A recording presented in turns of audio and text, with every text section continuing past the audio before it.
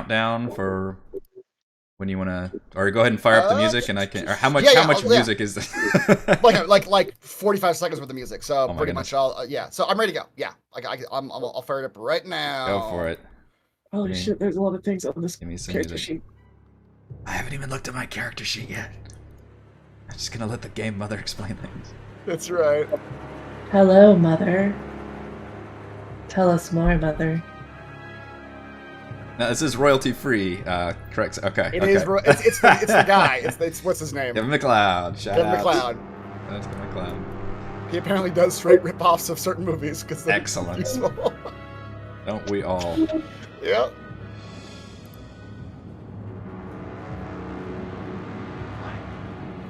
All right. I was wondering why I was hearing us in like triplicate. I forgot I had the YouTube channel like playing. Screen sniping. All right. Hello, everyone.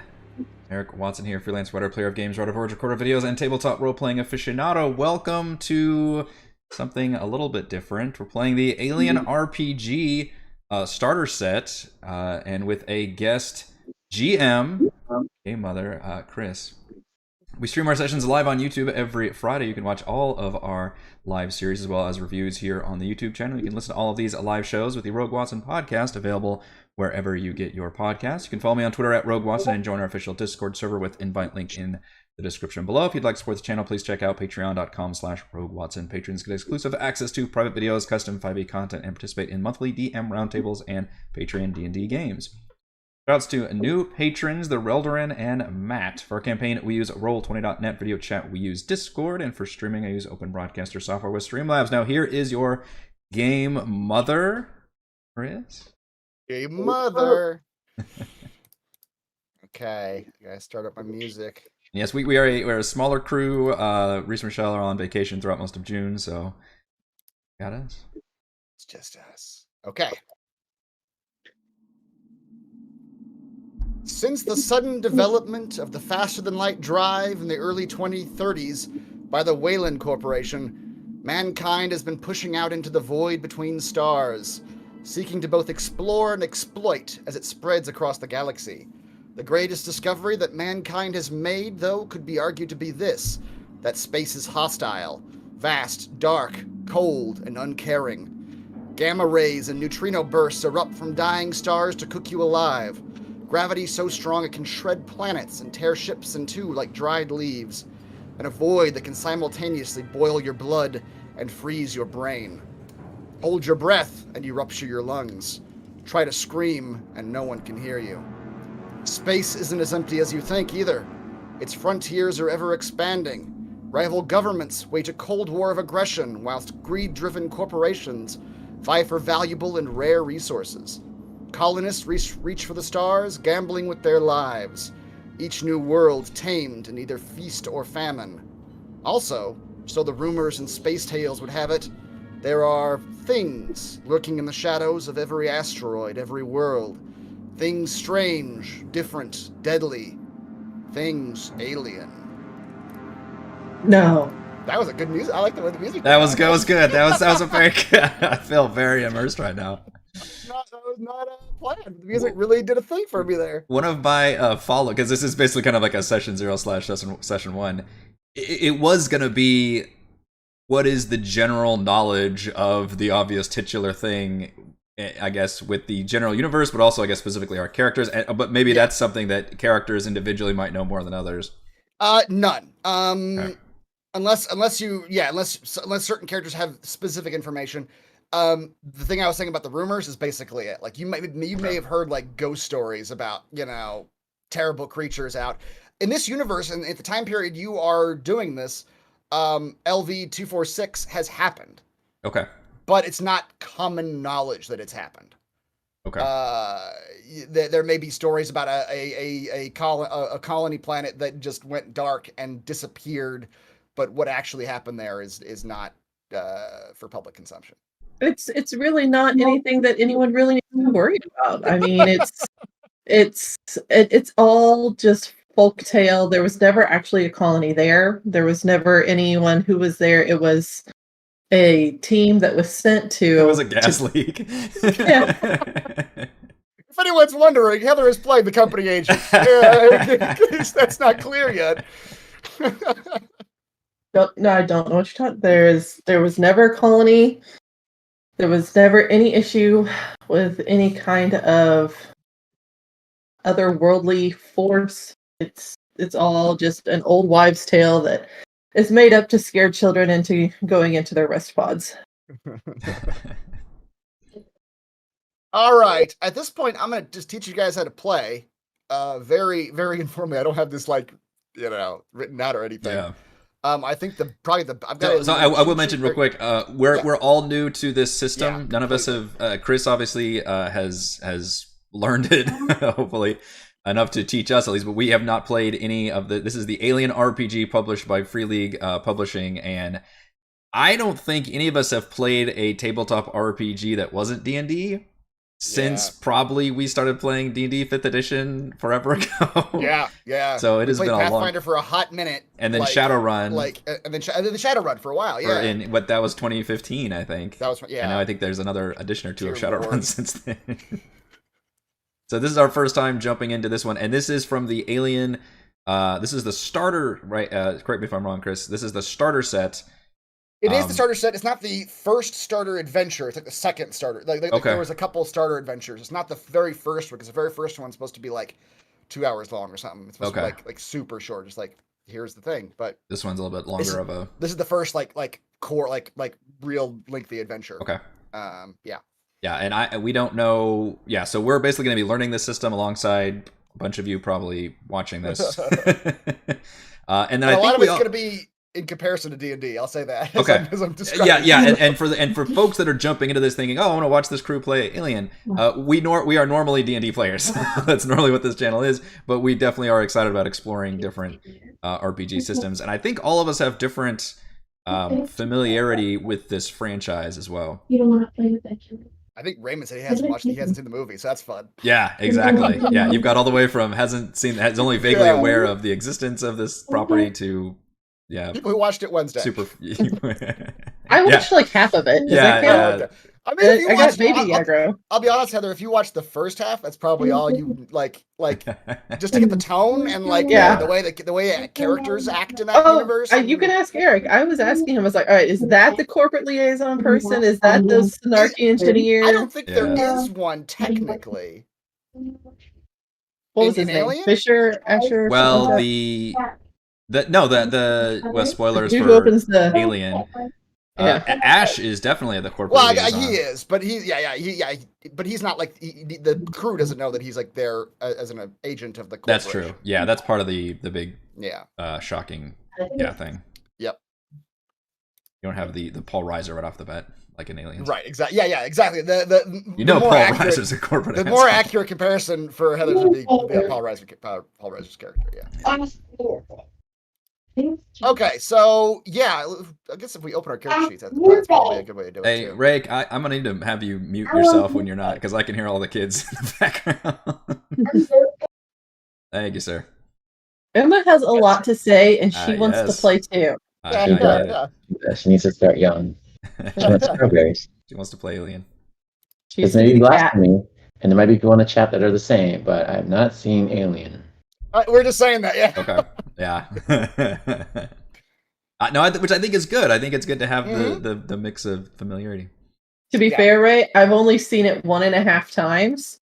The halftime was this last Wednesday, and the first time was like back in like 2009. I took Heather whenever it re-released in theaters. Whenever it was, which would have have been like its 30th. 2002. Yeah, it was like something. It was some way long time ago. It came out in theaters. Like we gotta fucking watch this. Which was the first time I had seen it, so that was fun. Nice. I rewatched it last weekend, the first Alien, and as I was watching it, I was like putting pieces together from the game. Like, cool. Like each character has like a primary adjective, and as I was watching the movie, going like, oh yeah, she's like the nervous pilot. Oh yeah, she's like I forgot how much Ripley's kind of not like a very likable character for the first half of that movie.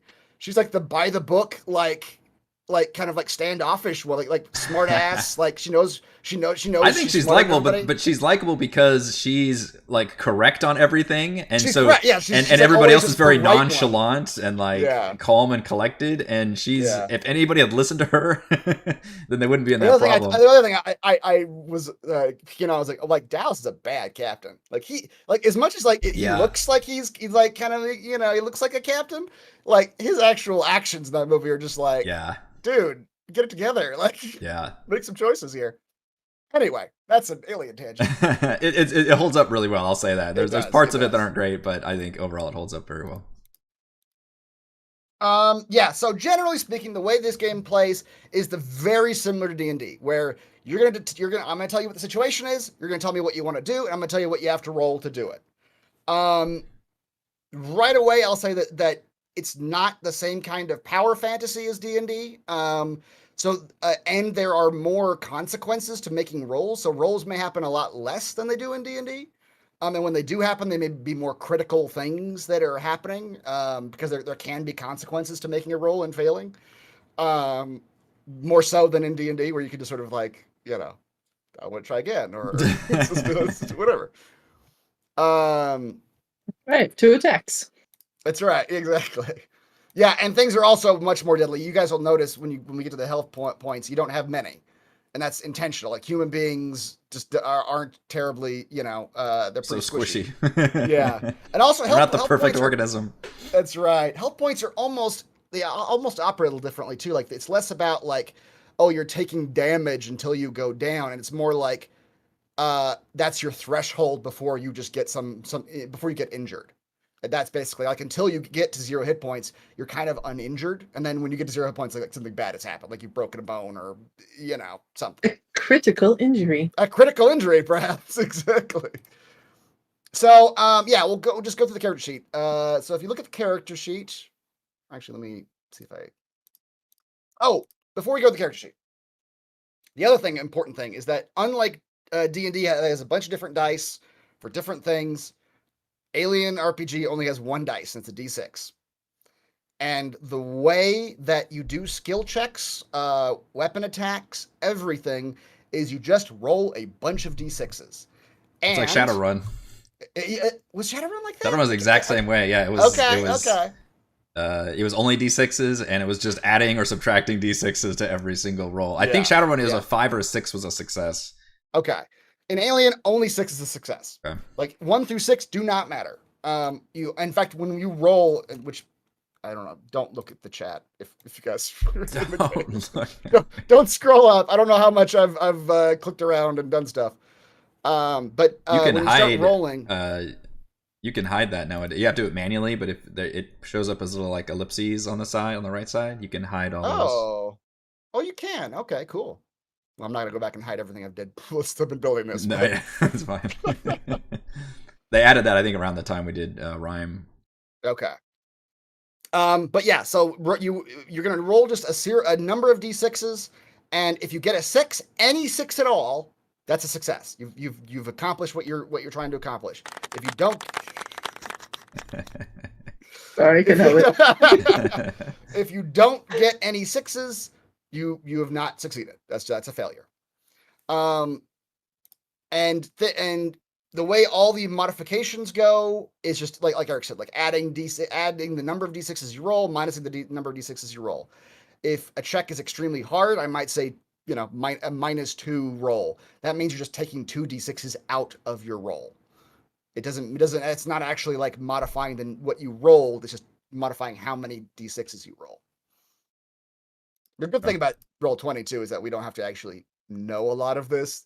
It's all plugged into the sheet. And it'll do the thing. Which is why I wanted to make sure whatever we're playing, it needs to be plugged into Roll20 so that we don't have to futz around with all the nitty-gritty things. Yeah.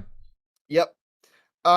So yeah, if you look at your character sheet, and you guys, if you actually have questions, feel free to interrupt me. We'll start in the middle. Top middle is your name. Below that is your career, which is kind of what your job is. We have a captain, a pilot, and a company agent. And then you guys also have 2 roughnecks, or 1 roughneck, and I believe 1 engineer. Mine technically says officer. Oh, it says officer? Okay. Captain is an officer, I guess. Right, sure. Under that's a bunch of like manual roll stuff that we're not going to mess with too much. The 1d3, 1d6. Like, if we need to mess with that, we will. But I think that's just to sort of to manually roll. I really want to click the button that says D66. That is a thing, and I will. There's a reason to roll that, but Okay. yeah. Panic. Don't hit panic until I tell you to hit panic. Don't panic. Gotcha. Must click panic. Panicking is bad. We're not going to use card initiative. We're going to use dice initiative because I don't like the way cards work in Roll20. In the physical game, you literally have a deck of cards and you hand out, and they're like 1 through 10, and that's your initiative number. It doesn't work well in Roll20. So instead, we're just going to roll dice and put them in order. And then below that's how you like do a manual roll. You do a custom roll. You see a base number of dice, and the number of stress dice. Then you hit roll. Don't worry about that right now. Below that are your skills. So there are 4 attributes, and each attribute has 3 skills tied to it. And it's the same thing as D&D, just, higher number is better. There is strength, and the 3 skills associated with strength are heavy machinery, close combat, and stamina. Heavy machinery is just what it sounds like, operating heavy machinery. It could be anything from like the power loader to a machine, not machine gun. That would be heavy. That would be range combat. But like a welder or a jackhammer, that would be heavy machinery. Anything like that. Close combat is just what it sounds like. That's fighting with your fists or with a weapon. And stamina is kind of like constitution. That comes into play when like you've been poisoned or you're trying to stay conscious, that kind of thing. Then there's agility. Its 3 skills are ranged combat, mobility, and piloting. Ranged combat is just what it sounds like. When you plug in, you're honestly never going to need to hit that ranged combat button, because when you plug in, you're going to always need a ranged weapon. And when you plug in your ranged weapon, you're always just going to hit that weapon to roll that skill. I should have explained how the skills work. Well, let me get through the descriptions and I'll say that. Mobility is a combination of dexterity and stealth. It's like not only is it like rolling out of danger and crawling through tubes and stuff like that, it's also being quiet and sneaking around. Does the number mean that many dice you roll, or what is? It does. But if for the skills, because there's an attribute and a skill roll is going to combine the skill number and the attribute number for that attribute. Okay. So if you had a 2 mobility and a 3 agility, rolling mobility would be 5 dice total. Okay. Piloting is piloting a ship, a motorcycle, a tank, whatever. Then there's empathy. That has 3 skills: command, manipulation, and medical aid. Command has very specific functions. This is where I need to open up the thing. Because there's it's like specific things you can do with the command skill. It's like a charisma. It's kind of like that. There's another one that's actually the charisma. You can use your command to try to stop someone else from panicking. If someone else is panicking, you can try to just firmly command them to stop panicking. You can give orders. Yeah, exactly. You can, as an action in combat, you can give orders, which doesn't do anything for you, but you roll your command dice, and any successes you get, give the person you're giving commands to a bonus dice for each success. So you might, if you roll 2 successes, you're giving them a +2 to that the command that you're giving them to do. They don't have to do it, but if they do, they get your command bonus off of it. And then certain characters, Eric, you're one of them, can use command as a sort of like, not mind control, but as a sort of persuade ability. Yeah. Then there is wits. I'm sorry, I skipped over the other two. Manipulation, that is more like persuasion. That is like physically trying to convince someone else to do something that you want them to do. There's a whole bunch of rules around that I'll get into whenever we actually have that happen.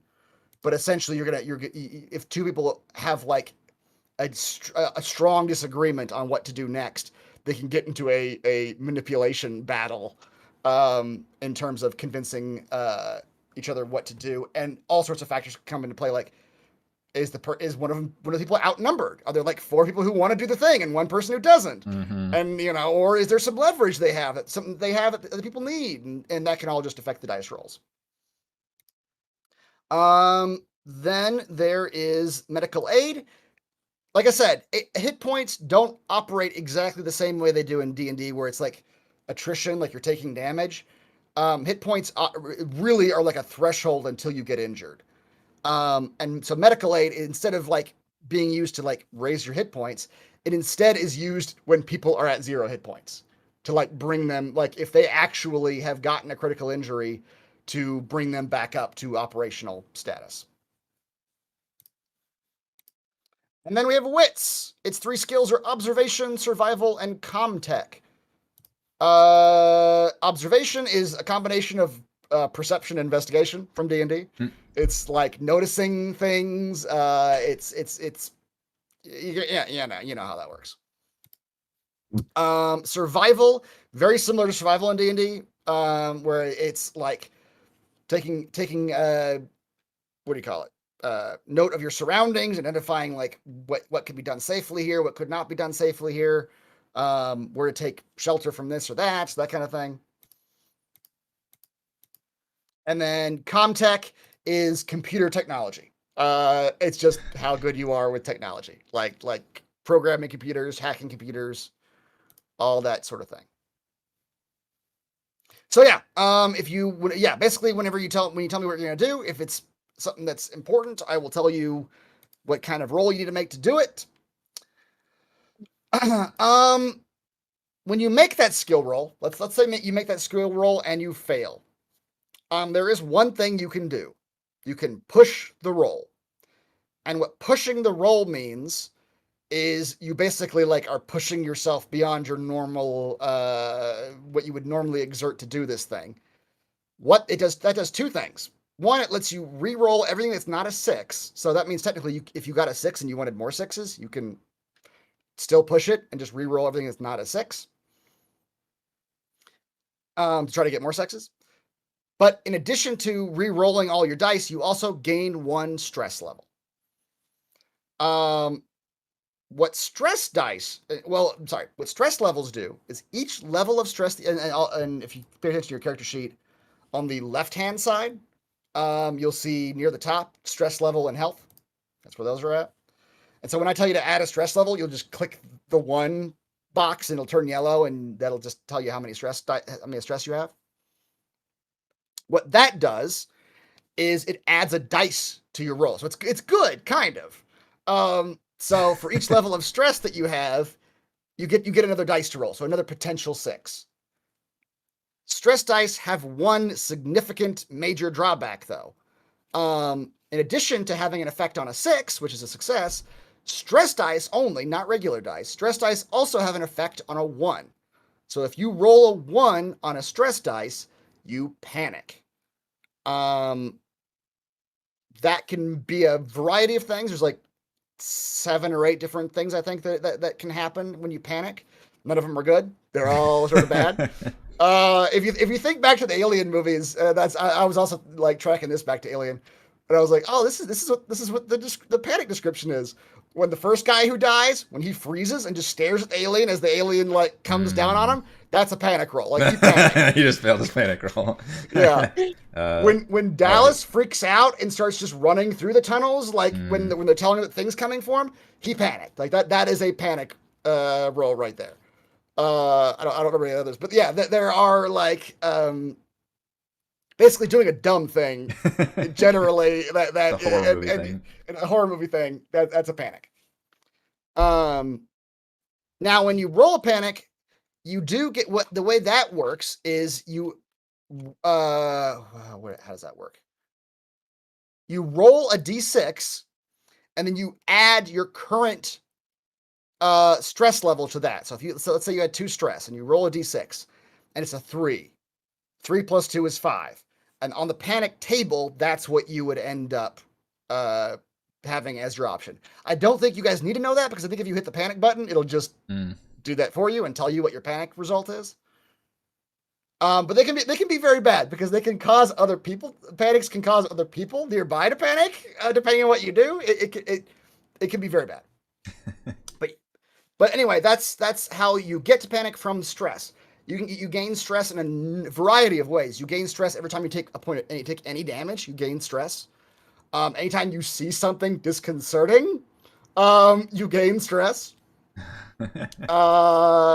If you do certain actions, like if you were to murder someone, that would cause a point of stress, like just in cold blood. Stuff like that. What's next? Health points. As I said, when you get attacked, but most attacks do like 2 damage. So, depending on how much health you have, the one person I'm looking at is Kayla Rye, your engineer, Roughneck. And she's got 4 hit points. So she's relatively strong. Some of you don't have that many. Some of you have very, very few. But generally speaking, like a punch is 1 damage. Like there's no rolling damage. It's just each thing is like if you hit, you do the damage. A pistol does 2, I think. So it's generally, low damage numbers, low health numbers. If you get to 0, you take a critical injury. We can write that down on the bottom left-hand side over there where it says critical injuries. The conditions, starving, dehydrated, exhausted, freezing, we won't worry about those until they actually come up, but they're just bad conditions that affect you. These are all bad things that happen. They're all bad things, to be honest. Consumables, you will encounter this. Food, water, air, power. You will have a set number of these things. And every once in a while, every time you do a thing, or if some time has passed, I'll ask you to make a supply roll, and you'll just hit the button for that thing. It will roll a number of dice of the thing you have. Like say you had 5 air, you'll roll 5 dice. Any ones, you minus 1 supply for each one. So it could go down, not at all. It could go down a lot. Oh boy. Depending on what you roll. Weapons. When you get weapons, you'll just enter them in here at the bottom center. The weapons are very simple. They have a bonus, which is how many dice you add to your either close combat or range combat roll. That's all that is. There's a damage number. It's how much damage the weapon does, and there's a range, and the range will just be on the weapon. That's just how close you have to be to hit anything with that weapon. And then you also see CC and RC. That's close combat and range combat. 2 different types of weapons. And that's it for weapons. Gear, you worry about that when you get it. Signature item, once per game, each of you should have a signature item that kind of plays on your character. Once per game, you can interact with your signature item to remove 1 stress from yourself. Tiny items, just things you pick up and put in your pocket. Story points at the end of each session. If I feel that you have adequately worked towards your agenda, which I haven't given you yet, you will get a story point. And a story point is an auto 6 on a dice. You can roll your dice and just say, I'm going to use a story point, and one of those is a 6. That's better than inspiration. Jeez. It's way better than inspiration. It is instant success. It is kind of critical, yeah. Experience points we're not going to worry about. And then at the top right is talents. Read your talents, and in just a second now, I'm going to privately talk to each of you as I pass out agendas and talk to you about what your actual characters are trying to accomplish here. But your talents, you can share them with your crew members if you want, but you don't have to until the time comes where you want to use it. But you can read those, and that's a thing that you can do. It's just like a special ability that you have based on your job. The only other thing, at the top left, if there's a modifier query, not top left, but right next to the character name. If I say like This is going to be a hard roll, so it's -2. You can click that, make sure the modifier query is on, and that way when you click the skill, it'll ask like, is it 0, +2, -2, whatever. I think that's it, really. I'm trying to think what else there is to talk about. Pushing dice. Armor is on there, right above the weapons at the bottom. And armor is if you get hit by an attack that does damage, you rolled the number of armor dice that you have, and each success that you have on an armor roll minuses 1 success off the attack roll. So you could conceivably cancel the attack altogether if you roll more successes than the attack. Or if you zero out the successes, then that's still not a hit on an attack. Are we supposed to be pretty much naked with nothing right now in terms of Right items now, and weapons yes. and everything? Okay. Yeah, you Just are. making sure. In fact, very intentionally, you are naked with no items. Spawn in like Ark or something with just my skivvies. Like, good luck, That's asshole. right. Pretty much. You can relieve stress by taking the way they use terminology here is a little different. A round is a combat round, which is 5 to 10 seconds. A turn is not a full turn. They don't consider the whole combat a turn. A turn is 5 to 10 minutes. And it's just like completing some generic action is a turn. If you spend a turn relaxing in a safe space, you can relieve 1 stress. I'm sure it'll give us 5 minutes to relax. Exactly. Of course you will. The action ranges, there's engaged, which is right next to you. That's engaged as in D&D, same rule. There's short, which means in the same zone, basically in the same room. There's medium, which means adjacent zone, which is the next room. You can see them from the next room. Most of your like pistols and things are medium range. So like if you see them in the next room, you can hit them with a pistol. There's long, which is up to 1,000 or 100 meters away, which is a very long way away. And then there's extreme, which is up to 1 kilometer away.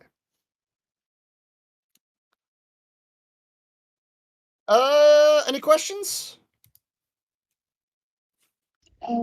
Nerves of steel. That's a skill that certain characters have. Don't worry about that. Okay. It's like jack of all trades in the D&D character sheet. Like just it's a specific thing. When we get into combat, I'll tell you. Okay, well, I'll tell you just very little about combat. Instead of D&D, where you have an action, bonus action, free action, movement, there's only 2 things in Alien. There's a fast action and a slow action. Slow actions are all your big things. Use a weapon, attack, hand-to-hand combat. Reloading a firearm is a slow action. Applying first aid is a slow action. Attempting to break another character's panic using command, that's a slow action. Crawling is also a slow action. If you're on the ground trying to crawl away, that's a slow action. Fast action is a combination in D&D of like bonus action, free action, and movement. Moving is a free action. Moving is a fast action. Like if you want to move from one room to another, that is a fast action, but you can't do any other fast actions if you do that. Other fast actions are like shoving an engaged enemy away, which is like disengaging. Aiming, which is a good one because every time if you spend your fast action aiming, you get a +2 to your ranged attack. Drawing a weapon is a fast action. Running is a fast action. Getting up from prone is a fast action. So yeah, basically any of those like normal things that you would consider really a free action or a movement in D&D is your fast action. During combat, you can do 1 slow and 1 fast, or you can do 2 fast actions. And 2 furious. That's right. 2 fast, 2 furious. Oh, good Lord. I think that's basically it. Everything else we can talk about as we get to it. Yeah. Okay, so while I'm messing with the agendas, do you guys have any questions? Oh, there's 2 more things I want to cover. This is more, this is all out of game. Should you die, the camera will pan away from your cold, dead corpse, and settle on another NPC that will now be played by you. So basically, you will lose that character, and you, depending on the situation, either I'll just give you one or I'll give you a choice of characters to take. But yeah, that's what happens if you die. And just FYI, death is not uncommon in this game. Apparently, I've never played it. I don't know. I just know what I've read. Maybe the three of you will just like rock this whole thing and handle it. And another thing is PvP. Because of the nature of humanity and the grimdark future that this is set in, player versus player combat could break out. Should that happen, the player versus player combat will play out, at which point I will take one of the characters away from one of you, and they will become a villain, an antagonist. And you will get another character. Okay. Before the PvP happens? No, after the PvP happens. After it happens. After the fight happens. Okay. Whoever I determine is probably the least in line with the rest of the players. Yeah. You will lose control of that character. I will take that character as an NPC now. The reason that is in there is because they were describing this. Like, then it becomes a situation where you have to like separate rooms everybody. Yeah. Like if you got two different teams, the GM might have to go in. Okay, what are you guys doing? And then go into the other room. What are you guys doing? Because at some point in the movie, it gets to the point where you do expose like somebody, and then it becomes a thing. Right. It's like, well, unless she has gotten so dire, like that. Yeah, in movie terms, that's like once the Ash reveal happens, like Ash stops being a main character that the camera focuses on. Yeah. Right, and at that point, he's an NPC controlled by your GM. Yeah. For like 2 minutes, I'm kind of disappointed. I forget they resolved it almost immediately. I was like, oh man. Yeah, it's a cool scene. It's a cool scene. Back and talk to I him, think it's creepier like, than the alien scene in a lot of ways too. Yeah. So what are you going to do with the two NPCs currently? They might be people you take control of. I know, but will they be, are they part of the party? They will. They will. Yeah.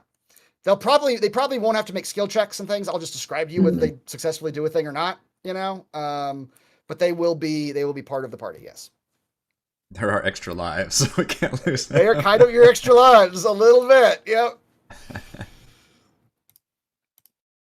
Okay.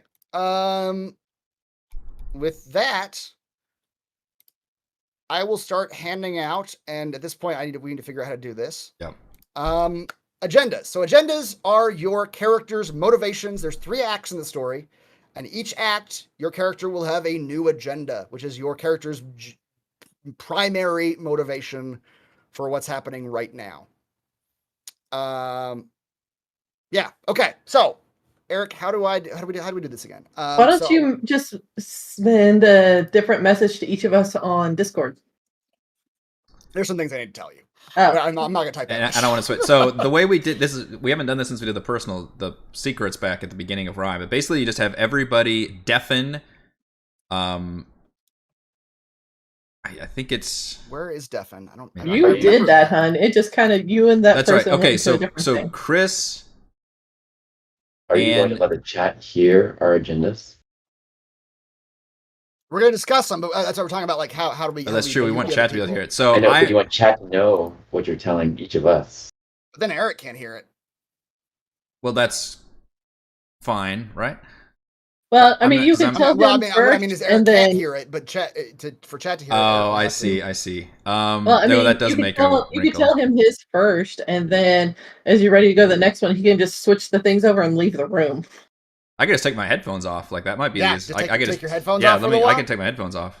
And then he is so the like Captain Oblivious whenever he's not paying attention to something. The signal will be everybody waving their hands, okay. And that would be when we come back. But because I assume we're gonna have 2 people have their stuff off, so that you and the other person can be talking. Right. Okay. So at least for my purpose, like somebody else could just mute it, but for my purposes, I will literally take my headphones off. That way, all of people watching can still always hear. Okay. So we'll start with this. Heather and Raymond, mute me and Eric until we wave our hands at you.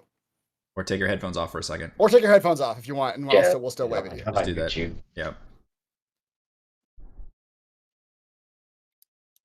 Okay. Eric, you are.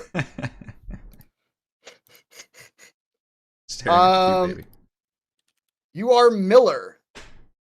I am Miller. Rogue Watson. Miller, the captain.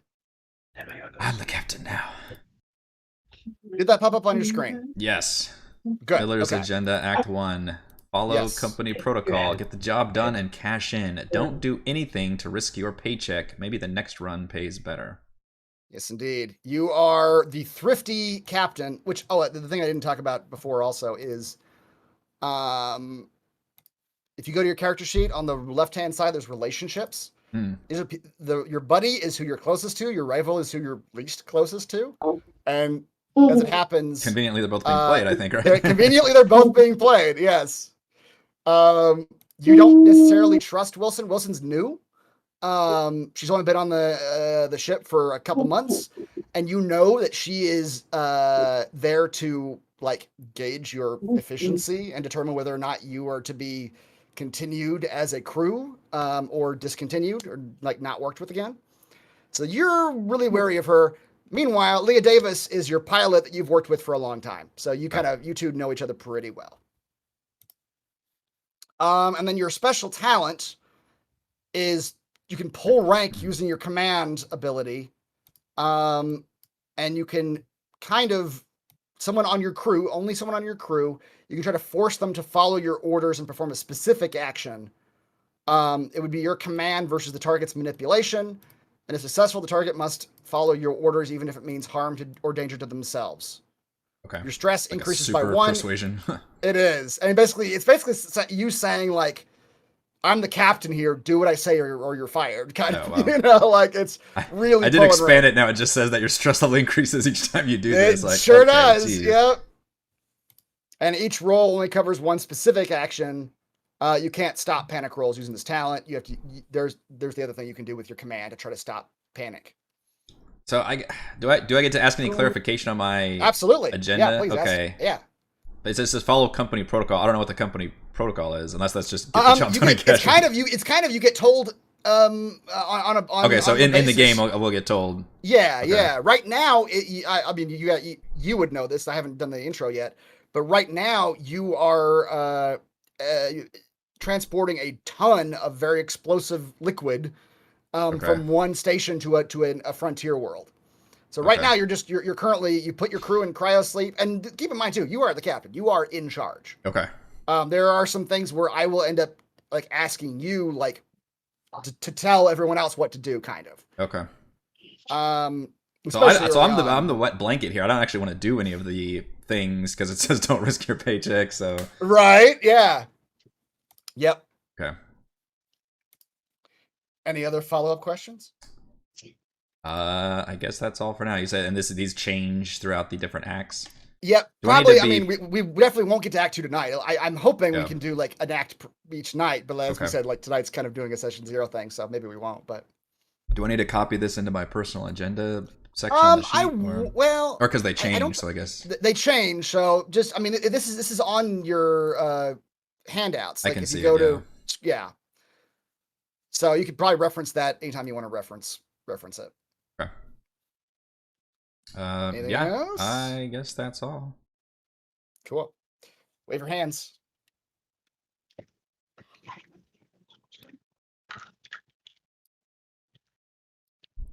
Okay.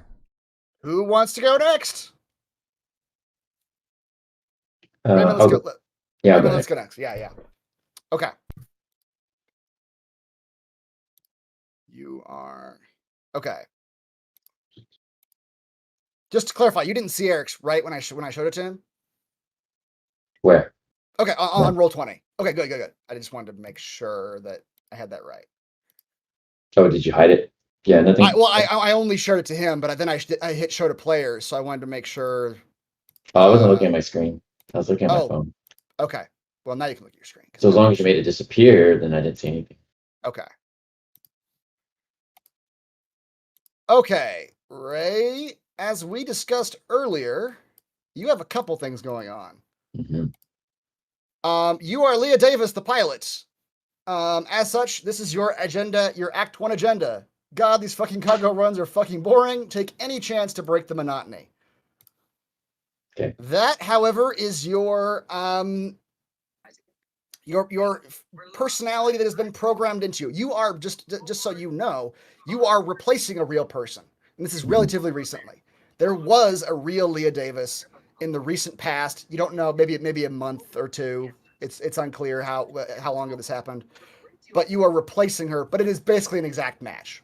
No one would know talking to you. Leah Davis was an old friend of the captain, so you have memories programmed into your head of that relationship. Mm-hmm.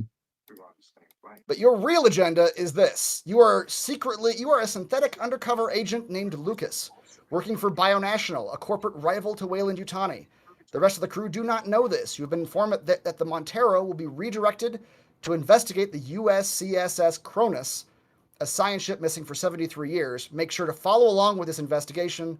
Whatever you do, don't expose yourself as an android. Wait, what is the Montero? That's your ship. That's the ship that you were on. I know we haven't actually done the intro yet. I'm working for Bionational A. So the human form of wait. Oh, so the crew knows this though. The crew knows they're going to investigate that. They don't. They don't yet. As far as the crew knows, they're on a cargo run. But you know that during this cargo run, you're going to be redirected to investigate a derelict ship. Yeah. So that part's not a surprise to me. Right, but it will be to everybody else. And are you telling me that I know that Leah Davis was replaced, or are you telling Raymond that Leah Davis was replaced? Both. You know. Yeah. Okay, but I don't know why.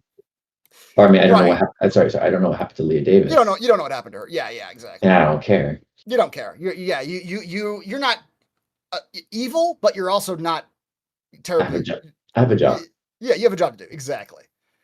I also show you this, which I'll let you read this as I skip over to Heather, but it basically just sort of explains, like, pretend to be a human. You'll follow the rules of a human. Is this somewhere, or do I have to memorize all of this? No, it's on the right-hand side under, if you scroll down on the log, you'll see those. Okay. The agendas. And those are only shown to me. Yes. Gotcha. And then you have a skill on the top right-hand side that's called Reckless, if you look at your character sheet for Leah Davis, which means you can push. Normally, characters can only push a roll once, but for agility rolls, you can push them twice. But you do still gain a stress level each time you push it. Can I ask about my bio? Yes. Drug use. I have to use drugs every shift. What is a shift? A day, basically a day. It's like 8 to 12 hours. Oh, okay. Yeah. How can I tell?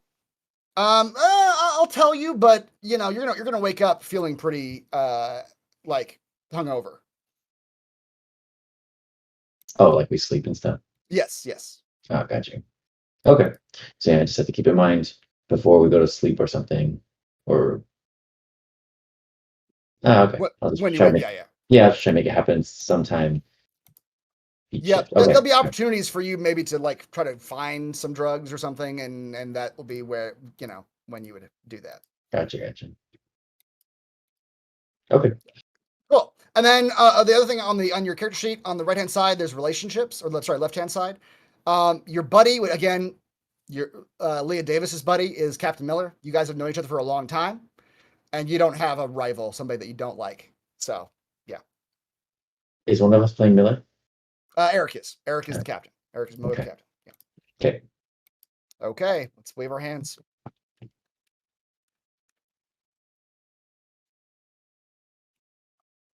You're making me nervous. What are they talking about? Yours took just as long. That one felt like it took longer. Oh, really? Well, I just had questions more than. And that was that's really gonna make me nervous.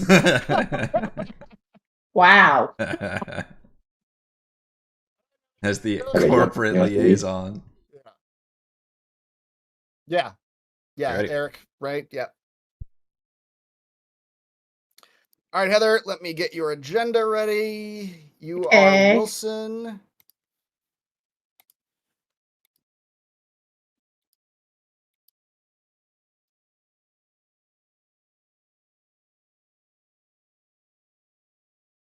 Okay, you are the corporate agent. And this is your agenda. Before the cargo run to Sutter's World, you receive Special Order 966 from Wayland Yutani headquarters. The Montero will be redirected to investigate the USCSS Cronus, a science ship missing for 73 years. Make sure the Montero crew investigates the Cronus, but be careful. Don't do anything to raise suspicions. Be helpful and make the crew trust you. So you are aware that this supply run that you guys are on is not actually a supply run. You will be redirected to this thing. The one thing to keep in mind as you're playing Wilson is that you are there almost like you're not in charge. Like the captain is still in charge of the ship. You're almost like you're the liaison, right? Like you're there as the company like representative. But the rest of the crew, the reason they think you're there and the reason you thought you were there until you got this order is to like gauge their efficiency. Like give a report on them at the end of a couple months to say like, oh, we should keep using them as contractors or we should not. Oh, I'm an auditor. You're an auditor. But it turns out now that that's not actually the case. You're actually here for this reason. Okay. And here is Special Order 966. Direct crew to repair and return USCSS Cronus. Use of force authorized. Remove Montero from equation. Transfer crew to Cronus. Return all xenomorphic materials. Priority 1. All other priorities rescinded. Okay.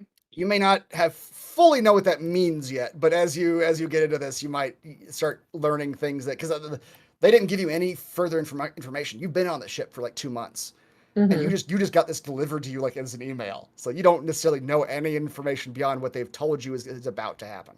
Okay, what do I know about my crewmates in regards to like their priorities, things like that? Because obviously we've been kind of hanging and chilling for a few months and stuff like that. So I'm assuming there's a minimal level of trust already established. There is, yes. The captain doesn't trust you, but he's polite. He's been polite so far, knowing that you're there as a liaison with people who employ him. So that's Lyran Cham, right? No, that's Miller. That's Miller. That's Eric. Eric is Captain Miller.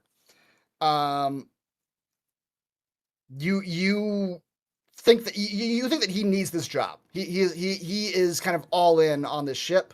On these supply runs that he's doing, and you think he probably needs the money. Okay. Leah Davis, the pilot, which is Raymond. She's kind of a hotshot pilot. She gets bored easily. You're pretty sure she has some sort of substance abuse problem. She hasn't been hiding it very well, but it hasn't affected her work. So she's a decent pilot as far as you can tell. Okay.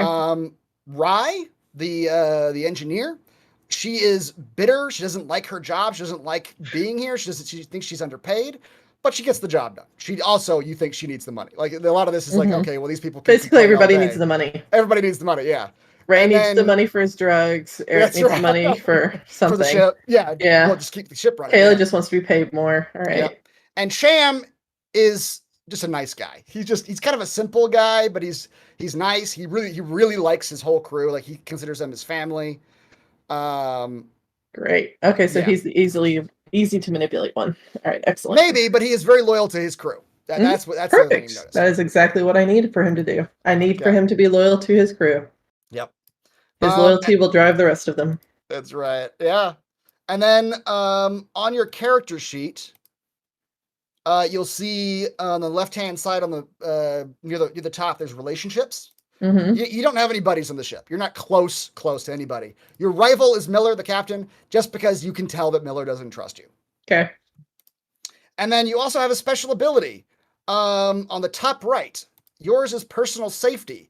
What that essentially means is that when you get attacked, I can sacrifice another person. You can sacrifice another person. You can get them in front. You can like sort of survey the situation and know that you're about to be attacked and get them in front of you. Okay. So read how that works mechanically, but it's relatively simple. But you basically put another person in the room between you and harm's way and let them take the attack instead of you. Okay. All right. I think that's it. Unless you got any follow-up questions. Let me see. Let me make sure I read over these again real quick just to make sure. All right. So my email consisted of 2 documents. My reassignment to get the Cronus. And then basically I've got to get them to want to go to the Cronus. Yep. You don't necessarily know what's about to happen. You just know that that's I just know that this is coming at some point in time. That's right. We will be asked to redirect to the Cronus. I just have to make sure that happens. Yep. All right. What kind of cargo are we running right now? I will tell you that in a second, but you know that you're transporting some very volatile, explosive liquids that are decaying into some very stable gas by the time you make it to your destination, but you know that you're not actually going to make it to your destination. So, okay. Volatile in that like heat will set it off or like friction? Both. Okay. Both. Yeah. Okay. It's like you get hazard pay for loading it, but you don't get hazard pay for unloading it because by that time it should have decayed into this helium gas that is pretty stable. Okay. Let's see here. After this, you can feel free to whisper me anything in the chat too. Like, all right, we'll take it to chat. All right, so, and then all right, so again, just for that base level of trust, do I know anything about like obviously I read the little character blurbs, so Yes. I do know some of that stuff. Is that stuff canon for where we're at now, or should I just assume that I don't know that information and try to get the players to say those things? You do know it. Okay. You've hung out with them for a couple months, and you're generally familiar with them enough to know the blurbs. So like I know Miller wants a new ship. I know. Yeah. Okay. Yeah. I know some things that I could use to play to get them to. Probably. Okay. Yeah. Okay. All right. I think I'm good, and if not, then yeah. This will be Good fun. enough. Yeah, let's do it. All right, wave your hands.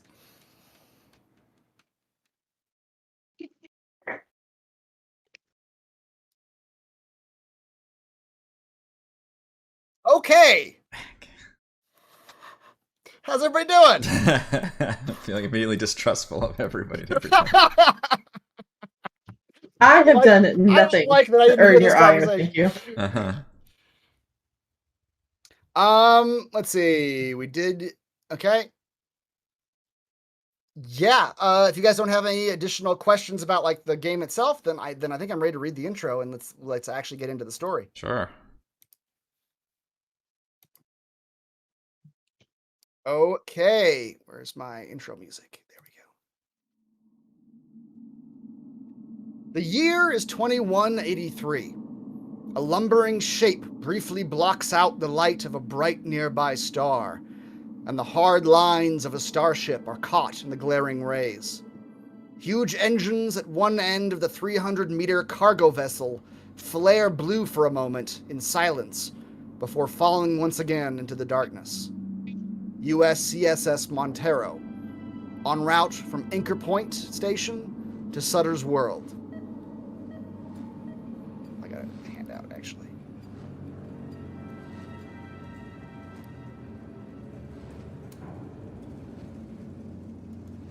ETA, 11 weeks, 2 days, 16 hours.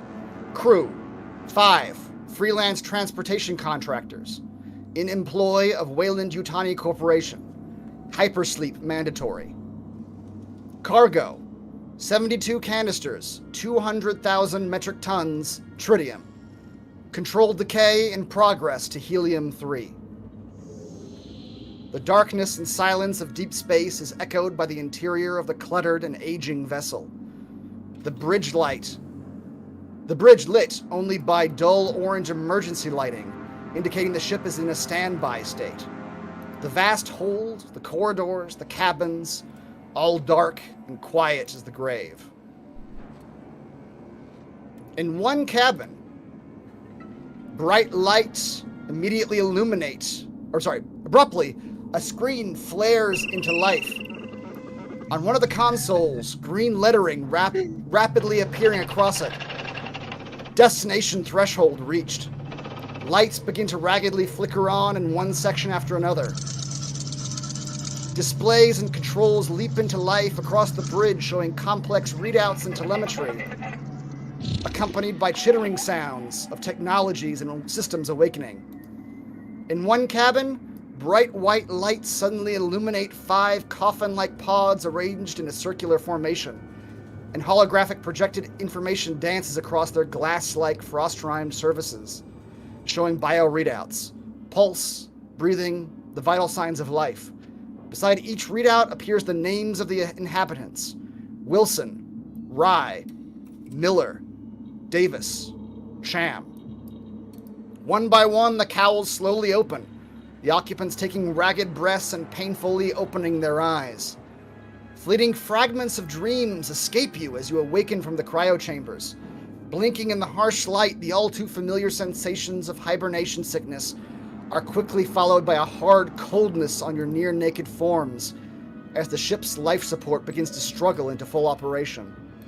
Your mouths are dry and your stomachs churn as the fluids that built up during hypersleep settle. The ship has dropped out of faster than light, and Mother, the ship's computer core, awaits your commands.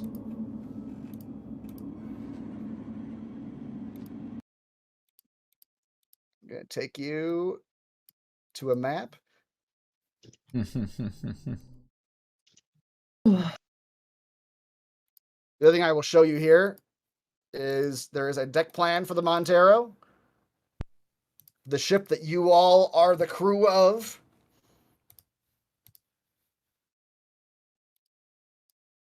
And you are free to move around, but as you, like I said, as you kind of come out of cryosleep, you are groggy, your throats are dry, your stomachs hurt. You don't feel good.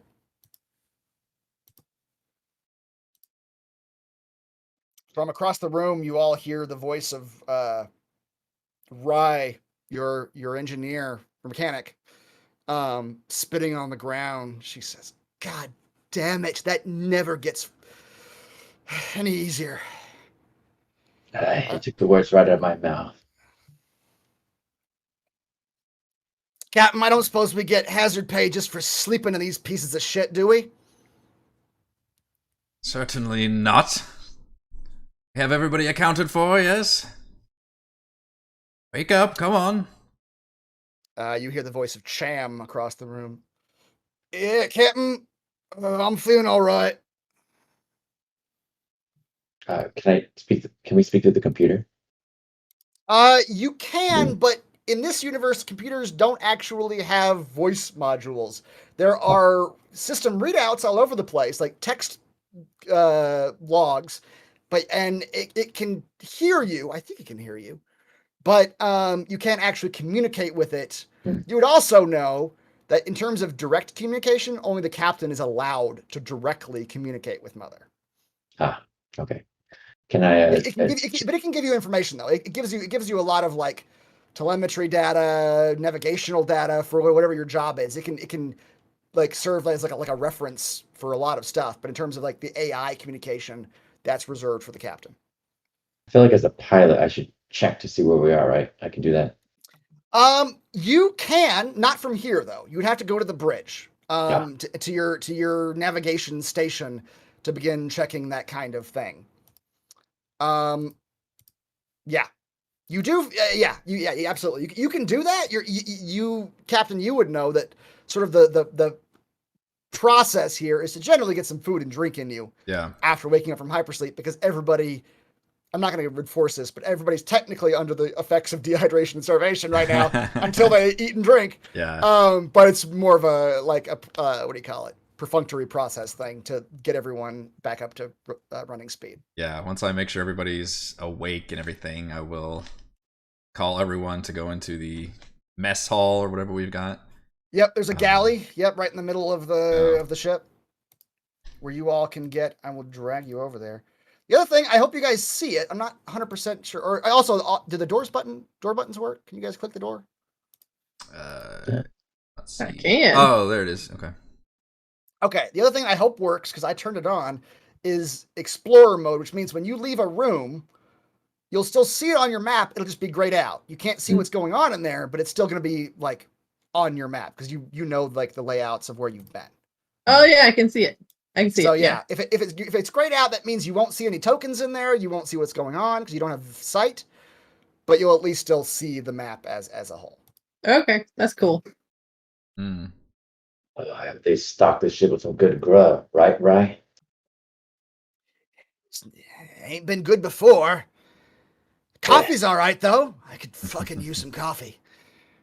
One We can could only all hope. use some coffee. How are you doing? I meant to do him as a Southern guy, and he came because you did British. I came out British. Now I'm gonna like reconnect. Chan was supposed to be Southern, like Louisiana. You want me to switch to like Georgian Southern? No, that's you're fine. It's Eric started doing a British voice, so Sham, who I was gonna do as a Southern voice, I messed it up immediately. Anyway, I hope the coffee's got a kick to it. Really use the hits. I feel Cham like I'm kinda wandering said around the ship, even though I feel like we know the ship though, right? We know it. You we should know the layout. ship very. Okay. You know the ship Okay. intimately. Yes. Don't worry, Davis. I'm sure we can find something that'll give you that buzz you're looking for. Cham kind of sidles up to you, Davis. Says, "How are you, Davis? You feeling all right? I know you were not looking too hot when we went down." Yeah, I'm all right for now. Pretty sure it'll hit me pretty soon if we don't get something to eat and drink pretty soon. Yeah. All right, Captain. Where's the food at? Let's get to it. Yes. The galley is to the north. Yeah. Same place it always is. I suppose so. All right, everyone, gather around. And yeah, is there some kind of terminal I can check in to make sure everything is copacetic and we're on the right track and everything? Yeah. There's a terminal you can check in that would sort of tell you. You would know that the cryo sleep is designed to wake you when you're near Sutter's World, so that you can begin the unloading process. At this point, I will tell you some things about the USCSS Montero that you would know, but just for the purpose of Good filling news, you in. everyone. We just successfully time traveled. Captain, that wasn't fucking funny 12 times ago. It's not fucking funny now. But Raya's kind of smiling. Yeah. On the Finest Montero rule. here, you know that you have been currently full of 72 high pressure tanks carrying 200,000 tons of tritium, which you know is a very flammable, very unstable liquid. But you also know that while you got hazard pay for loading it, you should not get hazard pay for unloading it, because by the time you reach Sutter's World, it should have decayed into very stable helium-3. That is an energy source that a lot of the frontier worlds need and use. Helium-3 is a very efficient energy resource.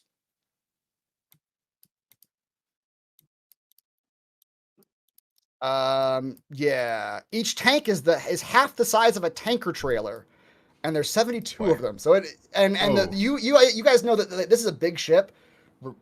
Not kind of, but the actual like personnel part of it's pretty small. But you've got a huge cargo section right under you that it has all of these tankers. Don't think about us being strapped to thousands of tons of explosives right underneath. You worry about that now, Captain? Well, now it should be fine. You know that the Montero is equipped with the Daisy, which is a flatbed cargo lifter. It's essentially like a cargo truck for space. It is actually rated. I will show you a little handout for this too. JD Power and Associates. That's right. Is it the 2087 cargo bed of the year? WY37B.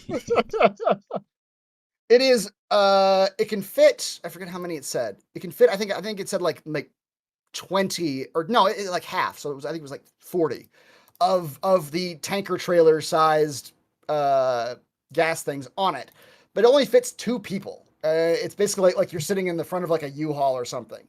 It doesn't have much of a human transportation thing to it. It's mostly designed. It is rated for space travel though, because the way it's supposed to work is you're supposed to go into orbit around whatever planet you're delivering to, and the Daisy is what you load all the resources onto, and the Daisy goes down to the planet, and then the Daisy comes back up to the ship. Have the five of us worked together before? Yes, you guys have been working together for a couple years. Okay. Wilson has not been working with you. It's been just the four of you for a couple years. Wilson's only been on the ship for a couple, maybe 2 or 3 months. And as far as you know, Davis, Wilson doesn't really do anything. Mm-hmm. She's there. She doesn't seem, as far as you know, to have an actual job on the ship. I will make an effort to saddle up to Wilson and be like, "So, how was your sleep?" I mean, it was about what the was expected. It was in line with company protocols and agendas, and about what I expected. I I know see you. you've kept your ship in relatively good standing. I know you better than that, Captain. Let's cut to the chase. Wilson, what are you here for? Me? I'm the pilot. He's Yes, Captain. yes, I'm well aware you're the pilot. What about you two? Sham, Rye? Tell Wilson what you do. We just move shit, to be honest with you. Yes. You tell us where to put stuff, and we put it there. And you do your job admirably. We There's do ship You a are- hell of a lot more than that, and we should get paid for it. As you know, everybody receives their cut based on the contracts and stipulations that they have signed with the company and their willingness to go above and beyond for what the company needs. all these words ain't gonna fill my belly. Where's the food? Yeah. You all start to get the Serving, food yeah. out. Yeah, serving it. You guys are eating around the table. We would be able to sure accomplish our work much better and more agreeably if we had some upgrades or better facilities, of course, for the crew. The finest, of course.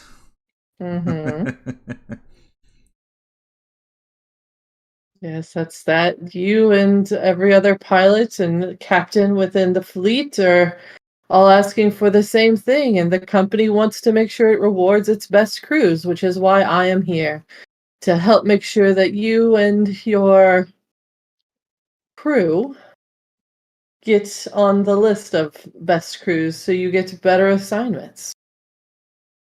You hear that? There's a as your list. friend Rye would like to say, to make some more damn money.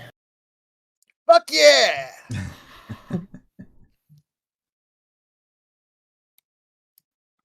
So when I check the readout and everything seems to be.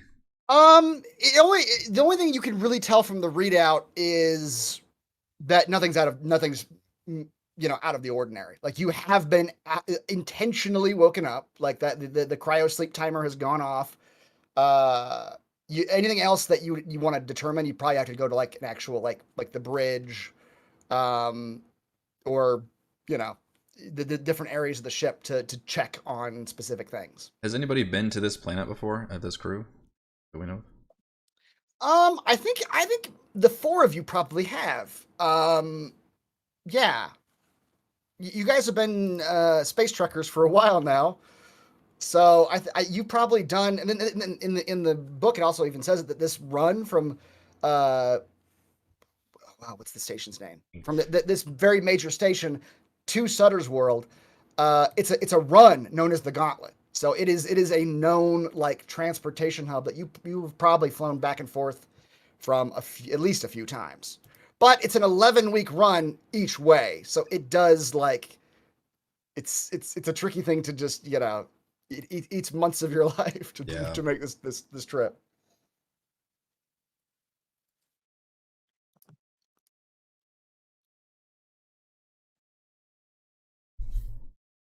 After you all get some food and water into you, Everybody's feeling a lot better. The grogginess of the cryopod sort of starts to leave you.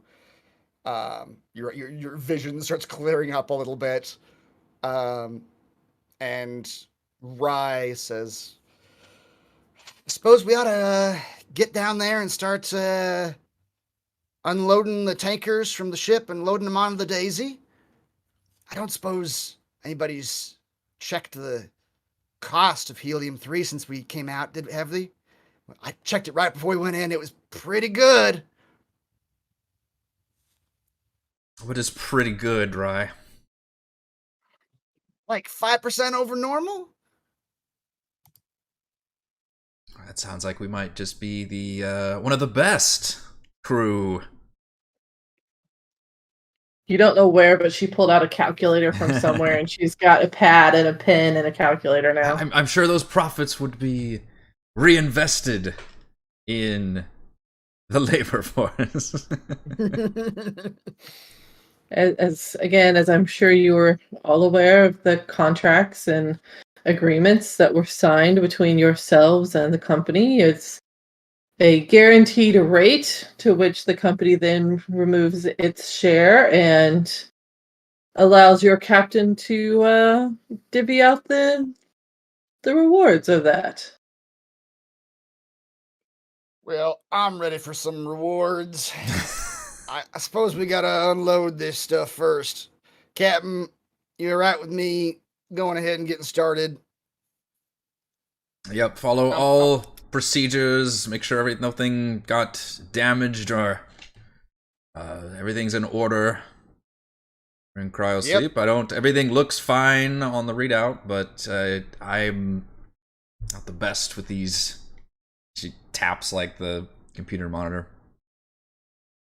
Would you say you haven't received the training that you need to properly could do your position? I would say that I've had more training in a lifetime, but the tools that were given have been somewhat lackluster. Still enough to get the job done. So far. Excellent. All right, with that, Ryan and Sham get up to go down to the lower levels to start. You know, Captain, that what they have to do is unload basically all these tritium tanks that should be helium tanks now. Yeah. And basically, you guys are equipped with a power loader from Aliens. Just Mhm. because that's what you need to move one of these things. And you unload it from your ship and put it on the Daisy for transport down to Sutter's World. Nice. What do the rest of us have to do during this procedure? You have to fly in. Maintain this. Okay. Yeah, you do have to fly in, and there's a series of like checking in with Sutter's World, Okay. and the whole like registration, getting a flight clearance to come in to their airspace, the whole thing, and Davis, all so that we go to the you would do bridge? from the bridge. Yeah. Alright, Captain, let's go. I want to check out the engine bay a little later, make sure all the fuel levels and gauges are looking good. But let's touch base with control and make sure everything's good for drop off. Can I check just like different modules and things like that? Like put in some like series of corporate codes to like check readouts and Yeah. Unlock yeah, admin mode. Admin, yeah. Yeah, you can start doing that, Wilson. You don't find anything that you don't expect. right. Yeah. Yeah. Where's the bridge, by the way? It's to the north of you.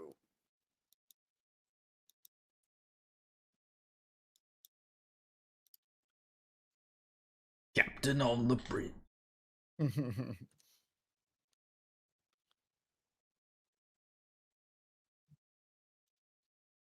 All right, you all take your seats on the bridge. There's a navigation station. There's a couple pilot seats in case you need 2 pilot seats. I'm coming just to observe. Mm-hmm. Yeah.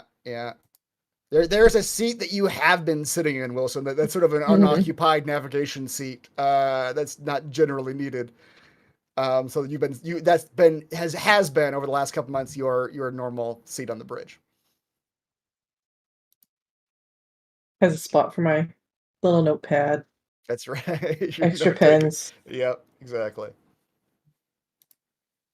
Okay, you sit down and you start your procedures. Davis, you know that your first procedure is to take the Sutter's world gives off a like a directional ping that you kind of zero in on once you get close enough, and out of faster than light speed, so that you can sort of navigate towards them. Is there a way to like communicate with control tower or something like that? There is. You have to get a little bit closer from using their hails. But as you start to plug this stuff in, Davis, you immediately notice that you're not getting the hails from Sutter's world. That it should be putting out like every 10 seconds. There should be a signal coming from Sutter's world, and you just don't hear it. Is there a problem? Fill around a little bit. Everything seems all right, but usually I'd be getting some pings by now from Sutter's world, letting us know that we're getting close, so I can reach out to them. Pretty sure it's just that's old heap here. We could use a new ship, upgraded model and all that to, do our job better and more efficiently. But let me just check a few other things. Maybe something got disconnected or something during the flight. She kind of fiddles around with the controls a little bit. Yeah, Davis, give me a Comtech roll, please. Do I just click the word Comtech? You sure do. Our first roll. The first roll. Oh, your Comtech is a 3? Well, there's 0, but wits are a 3. Okay, yeah. So you. Better than black. Yeah, so that means no successes. No so successes. Yeah, no 6s. If there's a 6, you'll see a little crosshairs on the dice. Oh, okay. Davis, you Hmm. you start plugging things in here, and you're not entirely sure what's going on. Wilson, Captain Miller, you can also sort of start doing the same thing, like going into the computer and like going through star charts, navigation to figure out like or like what do you call it, readouts in terms of figuring out like where where is Sutter's world to our current location. Enter admin mode. That's right. Makes Ship note. is just waking up from cryo as well. Davis appears to be having issues from substance withdrawal. Davis is one of the finest pilots. Didn't say it. Only wrote it. Yes. As I've heard you say over the many, many weeks we have all been together, like I said, I am just here to make sure that the crew gets on the list for the best routes. If they didn't want to keep you, I wouldn't be here. Look, just let us do our damn jobs and stop hovering over us. Sure that you don't Do you help. need any supplements to be able to do your job a little bit better? No, I can do my job just fine. Hmm. All right, so I don't need these supplements to function. Whatever you're insinuating. Captain Miller, you can make a Comtech roll as these two are sort of bickering a little bit. I'll try, but my computer skills are not great. While Davis is saying that, she kind of pats one of her pockets a little bit. Wilson will walk past. Left back pocket. Yeah, I'm still like just banging on the side of it and just sighing. Okay, you two have been sort of like kind of not panicked, but like just kind of worriedly like going through your things. You can't get a hail out of Sutter's world. You can't locate Sitter's World on long range, not radar, but whatever long range sensors.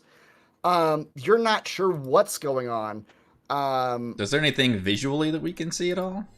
Nothing but stars, man. Nothing but stars out in front of you. Right. It's just a sea of the. But the readout said we were in the right spot. When the readout said that you were awakened correctly. Like, there was no malfunction with your awakening. Okay. It didn't actually give you any navigation or location information. Can I look up and see if we had been asleep for the correct amount of time? You can start looking that up. Okay. Yeah. Can Can I just start inputting codes into the computer again? I would like to hack, please. Yeah, as you're Again, doing just that, checking the. Yeah, as you're doing that, Captain, you hear on you all have like radios kind of built into your just general suits. I assume you've all gotten dressed, gotten out of your skivvies. Yeah, let's get to that part. Yeah. You're not sitting to the good part. on the bridge in your underwear. Right. You've all gotten dressed, and in all of your suits and in the in your spacesuits, there are radio radios built in. So on the like all hands channel that everyone can hear, you hear Miller or Cham's voice. Captain, you up there? Yes, Cham, go ahead. Something's really fucking weird down here. I don't know what's going on. Describe fucking weird, please. The tritium is still tritium, or at least still half tritium. Rye is refusing to touch it. She's saying until she gets hazard pay, she ain't moving this shit. I don't know. That doesn't make any sense. That's what I said. How long does it take? Again. It should be the length of the trip. Should be the whole 11 weeks. Should be broken down to helium by now. You're sure it's only half? Pretty damn sure.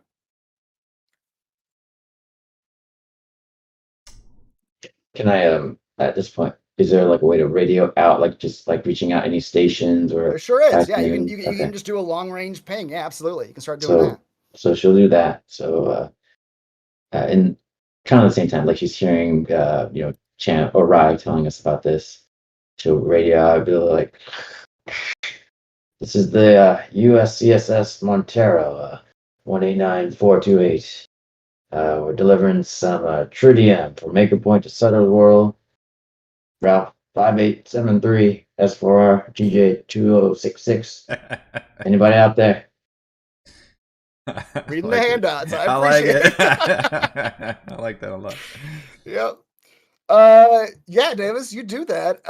You get 0. You wait a couple minutes even too. Like sometimes stuff takes a while. You get 0 response. As you all are sitting there doing this too, Davis, calculate our current position if we were only halfway through the gauntlet. We're halfway through the gauntlet. See if the star charts line up. Let me take a look here and see. I mean, it just puts us smack dab in the middle of the gauntlet. There's nothing around. So either we haven't made it to Sutter's World, and that's why we're not getting any pings, or we're waking up too soon. Or maybe a third option, someone else woke us up too soon. Who gave us this mission anyway? That shouldn't be possible.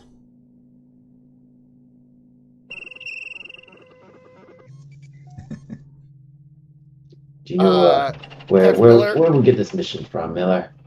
Captain Miller, your screen starts blinking in front of your station, and words start popping. Put on down the my screen. ever-present coffee mug. Lean forward.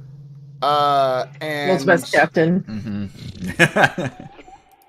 Mother is requesting a private audience with you. She has requested your presence in the Mother server room. All right. Is it like an AI or something? It's our It is. ship. It's your ship's AI. It runs all of your systems. It's Mhm. not AI. The thing about to keep in mind about this whole world is that it's the future, like as envisioned by like grimy 1982 people. like everything's kind of like there's no like voice activation. There's not, you It's all know, very analog. it's all very Yeah, But analog. analog in the future, yeah. Analog of the future, yeah. All right, well, maybe we'll get some answers. Mother is has an update for us. I'll keep Yes. trying, Captain, to reach out and figure out where our course is. Where is the mother room? It is over here, which it is locked because you have to do a little like badge scan and key code entry to get into this door. Like it is designed to only allow the first officer of the ship, or the top officer, whatever it's called. It's a lot like Alien 2. It's like this weird yellow Yeah, bullshit analog room. It's the exact it's the Server scene room. it's the scene of Dallas coming in. Yeah. He has to pull enter a key code, pull a key card out, like swipe Enter the key that in card, there, and then open enter the that door. in there. Yeah. Okay. I'll as he goes into the room, I'll just look at Davis and be like, I'll make myself useful somewhere else. Hey, Wilson, you wouldn't know anything about what's going on, would you? What? Never mind. You go be busy. You go be busy. Back left pocket, dear. And out the door. Captain Miller. Is there really something in my back left pocket? You check, Davis, and yeah, your pill bottle is back there. I mean, no one's looking, so I'm just gonna pop the Yeah, pill. yeah. No one's on the bridge. You feel a lot better, Jim. You feel a lot better. Yeah.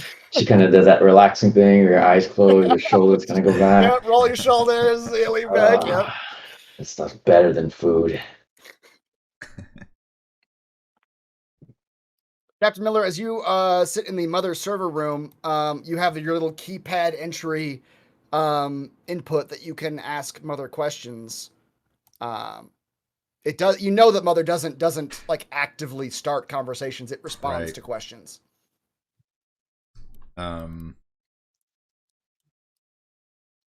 This is like an adventure game. It is. It's exactly like an adventure game. You don't have to type. You can just tell me. Oh, I'm typing it because that's what I feel like I'd be doing it. Click, click, click, click, click. I'm not gonna type, but Type in what are our coordinates? Okay.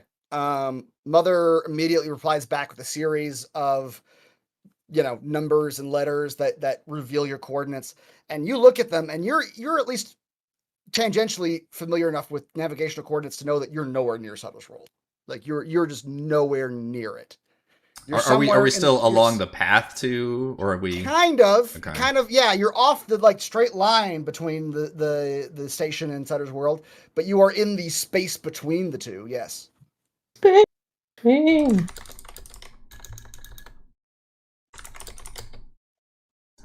Why have we been awoken from cryo here? All right. Well, now I feel like I need to do it too. I just think it's very thematic to do the type in. It was all very typing, and then Mother would just type responses. Yeah, that's right. You see the words. Distress signal received. Investigation required. Okay. Is the distress signal? You see the words. I'm not gonna keep typing because Yeah, good. You see the words. Unclear. Distress signal. Distress signal. Too distorted. Orders are thus: triangulate signal. Investigate source. I would ask, where do these orders originate from? Okay, yeah. It says Wayland Yutani Corporation rules state, and then you see what is very familiar to now. Like legalese. Your contract just starts piling up like in front of you, and it's piling up and piling up, and it stops, and some words are highlighted where it says, "Should distress," it basically says like, "Should a distress beacon be received, contractors are required to investigate and initiate salvage/rescue mission, on threat of forfeiture of shares." I would ask, where is what is the origin of the signal? You know, I'm trying to ask, is this a ship or an asteroid or a planet? Like, if it has the information. Yeah. It says signal unclear. Further investigation required.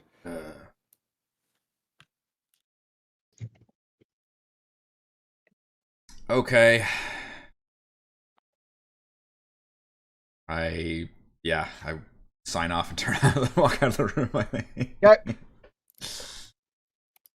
All right. I get on the comms and says, everyone, I have received an update from Mother.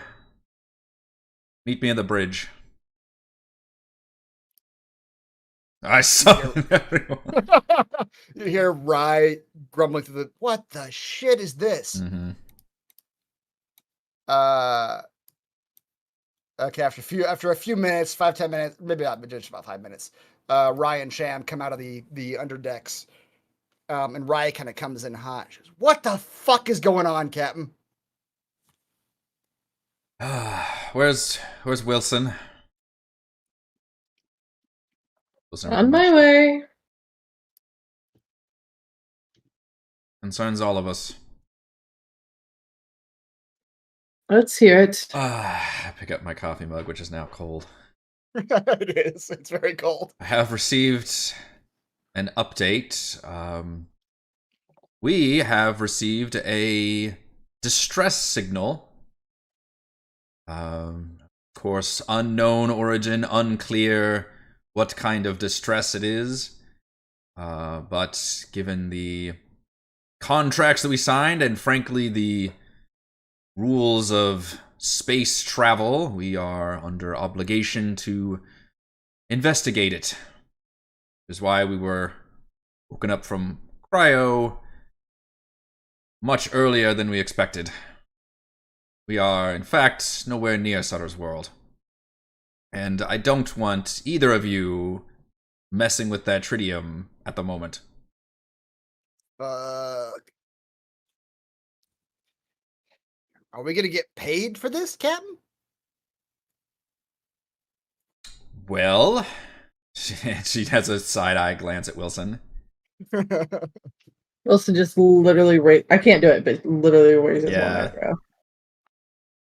I can't say if there's extra pay here, but if it's salvage, then, and I may be speaking my ass, so feel free to no, you're right. Yeah, if it's salvage, then I think we can have rights to that salvage, and could be any number of resources or supplies there. And if it's rescue, then perhaps someone would be very financially thankful for being rescued. Is that help soothe your soul, Rye? Kinda. I'm down for a bit of salvage if it's gonna get us paid. If we can sell it. If it were us out there having a distress signal, then I would want someone to come save us. On the other hand, there's always risk involved. So now that we know we're looking for a distress signal, is there a way to like adjust the computer to search for it? There absolutely is, Davis. Yeah, and you can be doing that while the captain's we'll talking. Yeah. Davis, as you do that, you pick up the signal that Mother. And honestly, Davis, it almost seems like up until now, like you were doing some pings out, you were doing some scans, you weren't picking up anything, but now the distress signal is showing up on your readouts, you're almost wondering like, was she hiding this from us before? Like, cause like literally it wasn't showing up on anything before now, but now that you've been told, it's showing up on your systems. So she said, huh, that's odd. I'm sure I searched this field before, but apparently I'm picking up on the distress signal now. I'll bring the coordinates up on the screen. It helps that you're now more awake, I'm sure. She glares at Wilson. Wilson. What are we dealing with, Davis? You don't know yet, Davis. I You don't look, have you look at visuals it, and you can see that there is a source that is about an hour away, but you cannot make any determination on if it's a planet, if there's a ship, if there's anything else out there. You don't know. We'll have to get closer, Captain, to get visuals, but my navigation tells me maybe an hour away. If conserving fuel, of course. All right. Well, we need to be prepared for anything, so maybe gather some tools, some supplies. We may need to be do we have a shuttle or something You have the Daisy, which is capable of it's a transportation shuttle, but or like a U-Haul shuttle, but it's a shuttle. Make sure the Daisy is fueled up and ready to go in case we need to use it here. At this point, I'll also tell you what equipment you have on board. You know that the Montero is equipped with a passageway umbilical, which is a kind of hard mechanical linking system where you can like link your ship to other ships to create a passageway. Like I don't know what it's like. Boarding thing. Like a boarding thing, yeah. And you also know that you have some equipment on board that you have had to use in the past. The gear that you have on board, you have 5 MK50 compression suits, which have an air supply of 5 each. Those are your spacewalking suits for when you want to go outside, but you can't breathe the air. You have 1 cutting torch. You have 1 bolt gun, which is used generally for like attaching. It's mechanical equipment designed for attaching metal things to other things. You have 1 M4A3 service pistol, which generally, Captain, you know that if anybody is to have that on them, it's you. That's like the officer. The one gun on the ship belongs to the officer, as is generally protocol. Do I have that? Do I literally need to add that to my sheet, or just telling me that we have that on the ship? You can go get it and add it to your sheet. Yeah, like you have access to that. There is 1 subspace ASO 400 harpoon grappling gun, which is a grappling gun designed to like fire a grapple line through space to attach to something else. 1 M240 incinerator unit, which is a fucking flamethrower. I was trying to figure out like what that flamethrowing needs. Yeah. Because there was one in Alien, damn it. Yeah, I imagine maybe it's because like sometimes like creatures attached to your ship or something. I don't know. Mold. I don't know. Yeah. And then sometimes we need to just fucking turn on flames generate some mold and put it into the air. Space. That's right. They didn't explain it in Alien either. He just had a flamethrower, and it's like, all right, I guess they have flamethrowers. Did they have it? Or did they cobble it together? I can't remember how much they just built that shit together. I remember the line. The cattle prod I thought he put together. Yeah, he put the cattle prod together. But I remember him saying like, "Can you put together 4 or 5 like incinerator units?" Yeah. And the guy just says like, "Yeah, sure." I'm like, "Wait, okay." Once again, I was watching the movie with all of this game in my head, and I was like, "Oh, okay. I guess it's something they can build." And then of course you have the power loader from Aliens down in the deck. That is the general equipment. And Captain, you would know that generally speaking, it's your decision to divvy it up however you want, or you can just let people grab it from the stores.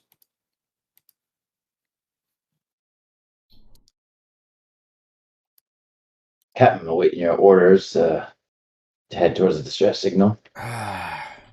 Yes, we are under obligation and duty to check it out, but everyone please be prepared for whatever we may find. I don't know if this is a disaster or a tomb.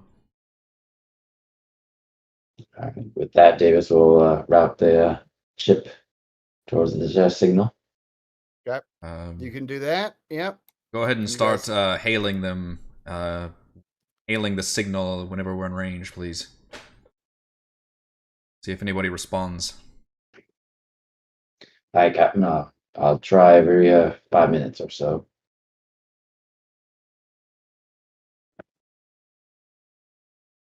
Yes. Well, I'll make myself useful in other parts of the ship. Do let me know when we get there. Hi, Captain. She says sarcastically.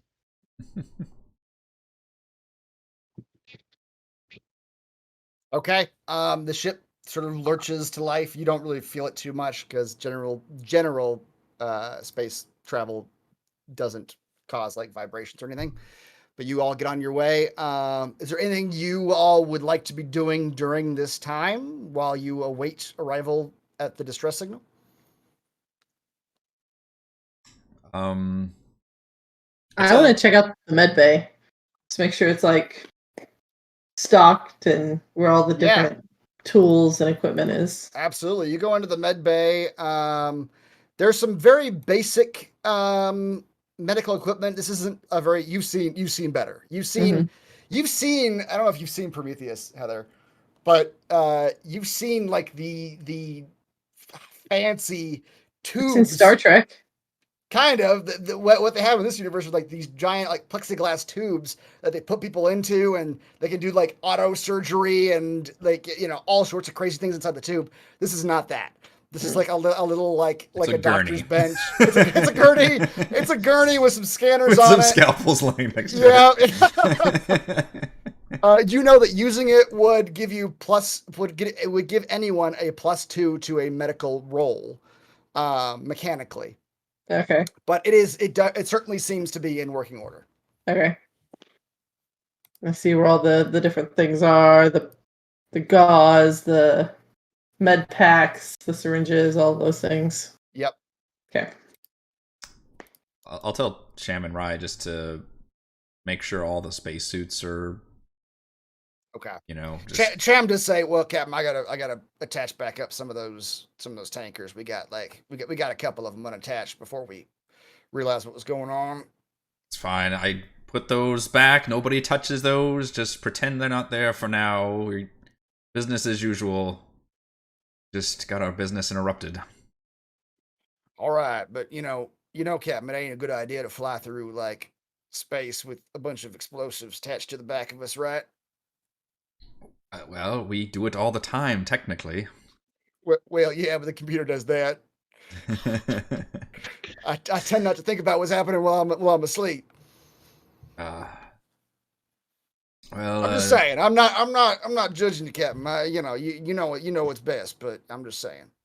You know how it is. You either wake up or you don't. That's right. That's right. That's kind of my philosophy. So sometimes you go to sleep, you just don't wake up. Let's all hope we wake up again. All right, they will start doing that.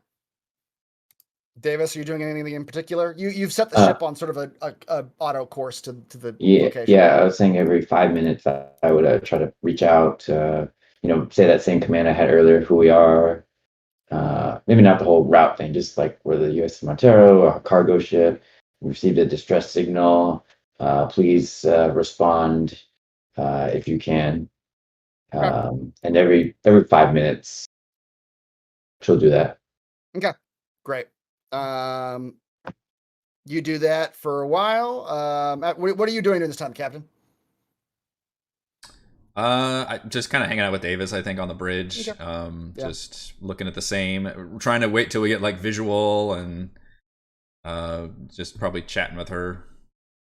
Captain, when's the last time our cargo run got screwed up like this? It's certainly different. I don't... space is very big. The odds of us getting a distress signal is astronomical. Although these cargo runs just get so effing boring. Kind of excited, actually. I like boring. Boring is safe. Boring is productive. That's why you and I work so well together, You like the boring. I like to mix it up a little bit. Keeps you young, Miller. Yes, well, let's hope we can all still grow old after this, whatever this is, investigated. Yeah, you really want to look back at your life and say, oh, yeah, I grew up or I lived my life just going back and forth on the gauntlet. Well, I have retirement plans. Hopefully, I don't have to do this into too much longer. Yeah.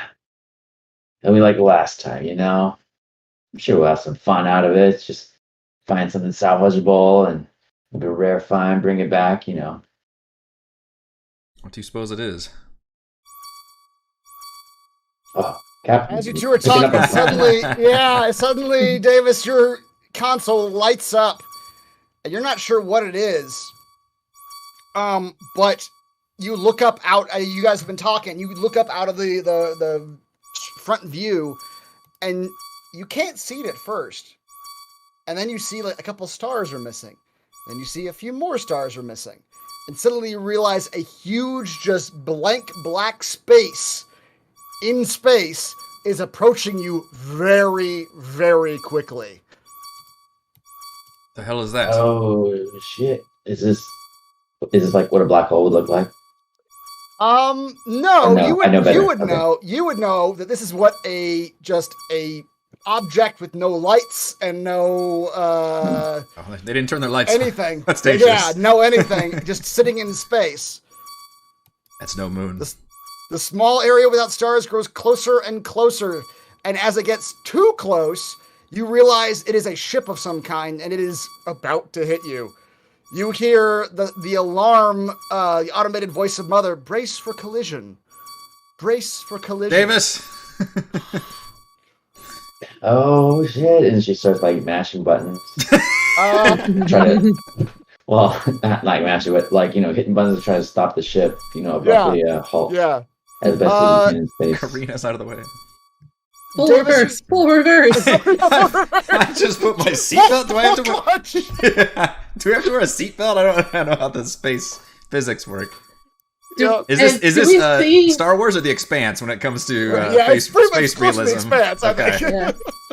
And we can see like out the front window, like there's a window in the front of the ship, right? Okay, there absolutely is. And we can see because it's getting so close. Just like the fact that it is a ship, it's not just dark, but we can make out the fact that there's like identifiable pieces, like a silhouette. To the yeah, ship. like a silhouette of a ship. You can see that it's longer than it is tall, and it's got some like hunky back end stuff. It's probably engines. You can pretty much identify the silhouette, the black silhouette in space. Yeah. Okay. With that, you would see Wilson, just as she hears the alarms going off, coming into the room and just looking out the window and going, "There's no way. There's no way." No way. What? Davis, trying to, as you try to pilot this thing and not crash into it, are you trying to just stop the ship? Are you trying to steer? What are you exactly trying to do? To slow down, but also just kind of veer off to the side as much as I can. Trying to avoid and slow down. Okay. Give me a pilot check at -2. So what you're going to need to do is hit modify. Hit modifier. Yep. And then piloting. Yep. And so I type in just -2. It should ask, I think. Right. I haven't tried it, but it'll say input value modifier, so I put -2. Yeah, try that. Can I? What you can't command to add to that? Is that how you would do that? You can as an action. What you can also do, Davis. No, there's a give orders thing. But Davis, you can also push the roll, which means you re-roll everything. So I just click it again? First you have to add a stress to yourself. Okay. Will do. And then you re-roll the whole thing. Yes. Hit stress, number 1. Yep. Turns yellow. Yep. And then I just click piloting again. I think so. Yeah. And same modifier. Yep. Minus -2. Yep. Right. Okay, that is a success. Hey, that little crosshairs nice. is a The adrenaline success. gotcha. That's right. And what you would see on the yellow, if the yellow ever had the facehugger symbol, that's the panic roll. Wow, your piling is good. That's with a -2. You had that many dice. Holy shit. Mm-hmm. I am a pilot. All Indeed. right, Davis, you pull up. The ship slows down like jarringly all of a sudden. And you crank it up, and the ship kind of goes over it, and you slow down just enough so that you hear like a little bit of the scraping of metal as you like glide over the top of the ship. This is the Michael Bay and Transformers as it's going over. The woman's going. That's right. Slow motion. As that happens, also the part of the ship that's where tritium is, right? That's right. Yeah. If you'd really failed the roll, that would have become a question. But because you didn't, you're okay. Those of you who are not Davis, though, are thrown off of your feet as the ship suddenly lurches and cranks out of the way of this bigger ship in front of you. And all of you sort of with the adrenaline and... I thought I was strapped in. Am I still getting thrown around? You're still strapped in. Okay. But all of you still take 1 stress. Okay. As the almost hitting this giant ship That would be stressful. freaks you the fuck out. All right. With that, there's no longer an alarm. And you kind of are able to pull around, Davis, and turn on your floodlights. Davis, What the hell shine was the that? light. Shine the light at the hole. Mm-hmm. Right above the engine. Okay. She'll do it. She's kind of all stressed out to like question her authority. She'll do it. Cam, Rye, are you all right down there? Check in, please. We're alive? Is that what you're fucking asking? Yes, thank you. We nearly had a collision. We didn't, though, right? Like, it sounded like we might have. That's what I need you to check out, please. We're on it, Captain. We'll check it out. The floodlights shine over the ship, and I'm gonna take you back to the cover page because the campaign literally says, "Show them the cover of this book." Show them the cover of the book. Turn now, page 0. That's right. Credits start to roll. Cold open is done. Yeah. Exactly. As you turn your floodlights on and scan over the ship, you see it's a much bigger, like 3 times the size of your ship. And the words on the side of it are USCSS Cronus. Oh my god. Son? Y'all read everything from the company, right? Yeah. You know of what course. this ship is, don't you? This was the ship giving off Captain, the... truly, you know what this ship is. Do I? You don't. You have No, no okay. idea. Like This is the ship you giving don't off know the what you're talking distress signal that nearly just destroyed the ship we're on. That's what all I know. Captain, if this ship is here, this is single-handedly one of the greatest finds in modern history. Go on. If you and your crew get us aboard that ship and we follow protocol and we salvage and we bring this back, there is nothing that you can't ask for. There is nothing that the company just will not give to you. You do not understand the importance of what you have discovered here today. So what? This ship was moving towards us, though. So is it now going the other? Is it still moving? It is. Yeah, it's moving. Okay. It's moving, and you can turn your ship around and kind of catch speed with it, but it is fucking moving. It's Okay. moving at like a very swift pace. But you don't see. You know what running engines look like? Something like Yeah. there's a visible marker of a running engine. What this strikes you as is this thing's just been running on inertia for you don't know how long. It is a dead ship. There's no lights, no power that you can see. Davis, I guess I'll hail it actually at that point, and I'll start getting on the comms and start pinging this ship. Attention, USCS Kronos. This is the USCSS Montero. Responding to distress signal. Please respond. What you see at this point is that, or what you hear at this point is a response, is that the SOS is not even a human voice. It's like an automated like system SOS being sent out. And it responds, but it responds in the same like 2-minute interval that it has been the entire way up here. And you don't get anything outside of that just generic SOS computer distress signal. Yeah, Wilson has gone up to Davis and is like, you got to get us back to that ship. Oh yeah, Get us back there. Yeah. She'll navigate and try to match the speed. Do we have anything on the ship that would even be able to?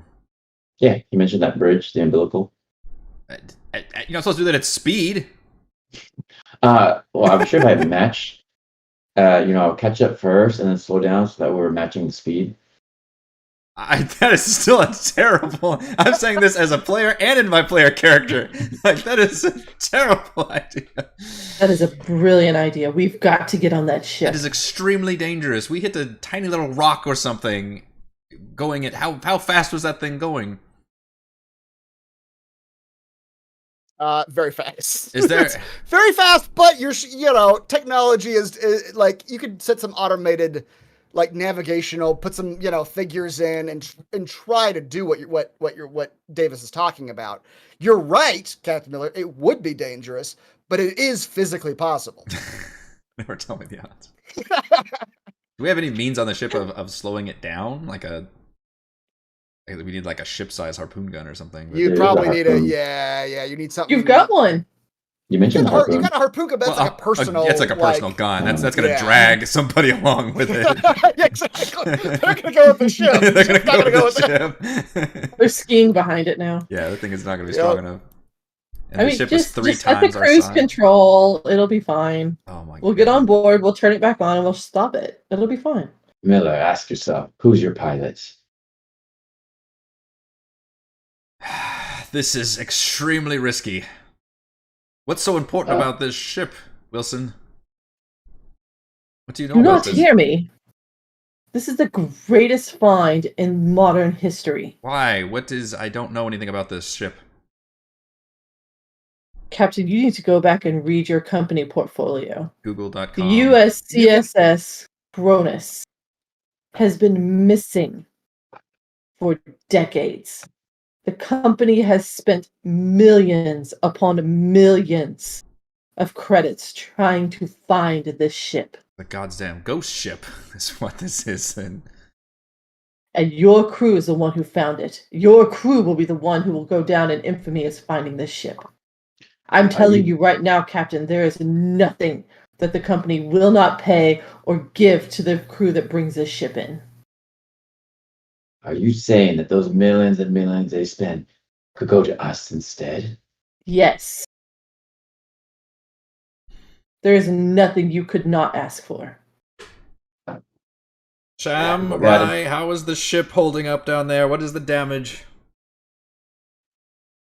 We're all right, Captain. I think it was mostly external.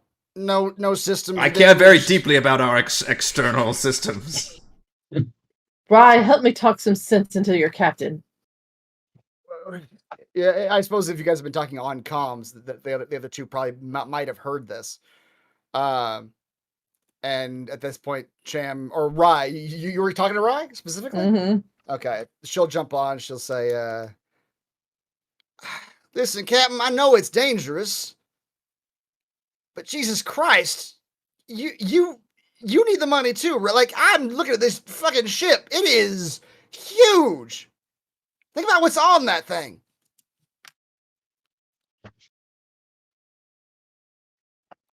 As you all are talking, Yeah. Captain, you get the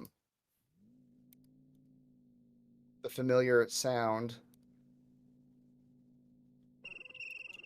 And on the screen in front of you, almost as in response to what you found, a readout says, salvage operation mandated by company rules. These are priorities.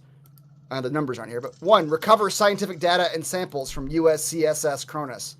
2, escort the salvage Cronus to Anchorhead or another Weyland-Yutani facility. 3, save crew members on the Cronus. How close are we to the nearest Weyland-Yutani facility? We've got to be weeks away from Anchorhead. Is there anything around here? You're probably a few weeks out. Whatever, if you were to try to escort this thing, which would probably require you to like you don't think you can tow this thing. No, you'd have to take control of the ship somehow. Yeah. It would require you to probably get it going and go back into cryosleep again.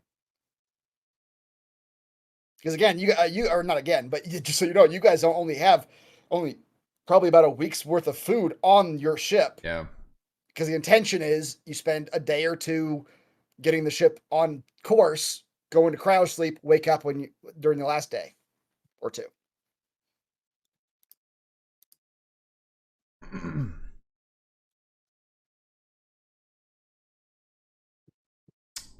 Come on, Captain. We need something to break up this boring. All right, Davis. Match speed with that ship. She excitedly says, "Aye, Captain," and starts going to work on the computer. All right, Davis, you start bringing the ship upside, and the ship is going very fast. It is like rocketing through space like a comet. But you're able to sort of like using the telemetry that Mother is giving you on the ship's current course and spin, you can try to you see how you can match it. Meanwhile, as Davis is getting close, you all are looking at the ship through the Wilson and Miller. You guys are seeing the ship through the front viewfinder, the front windows. Wilson just has a look of awe on her face. The level of notoriety we're about to all become a part of. You see that this is a huge, like 3 times the size of your ship. And Wilson seems to know, but Miller, if you wanted to do a quick like database search on your computer, you could find some information on I would be absolutely going to spacegoogle.com and spacegoogle.com. looking up start querying the Chronos. Yeah, you would learn that it's the USCSS Cronus, a Weyland SEV M3 Hyleides class spacecraft.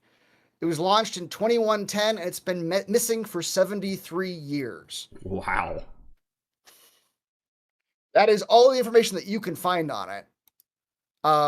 The location of its departure and its destination are both redacted information. You cannot find that in your database. But what you see is knowing. Well, the other thing. Technically, there could be crew if they were still on cryo somehow, but technically, yes. But you would know that like cryosleep fucks you up after a while. Like seriously. Like you're not supposed to be. I mean, not supposed. It's not good for you to be in cryosleep for more than like a year. Yeah.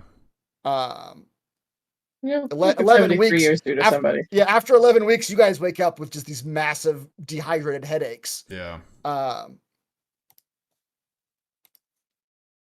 Yeah, so there's most likely this is the other thing you can find situation. Is that the other thing you can find is that this is a science vessel. That was its primary function, and you can see on the back that there is a chunk missing.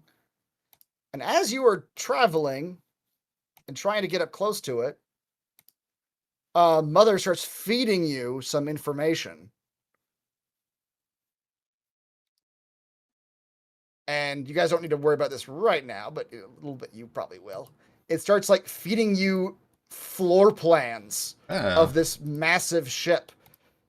Deck by deck, these plans start popping up on your computer screens.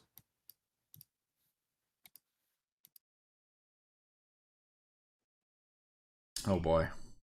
And you see that it is a very large ship. Oh, it is massive.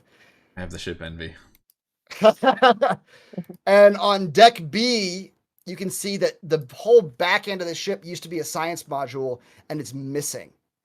It has been detached from the body of the ship.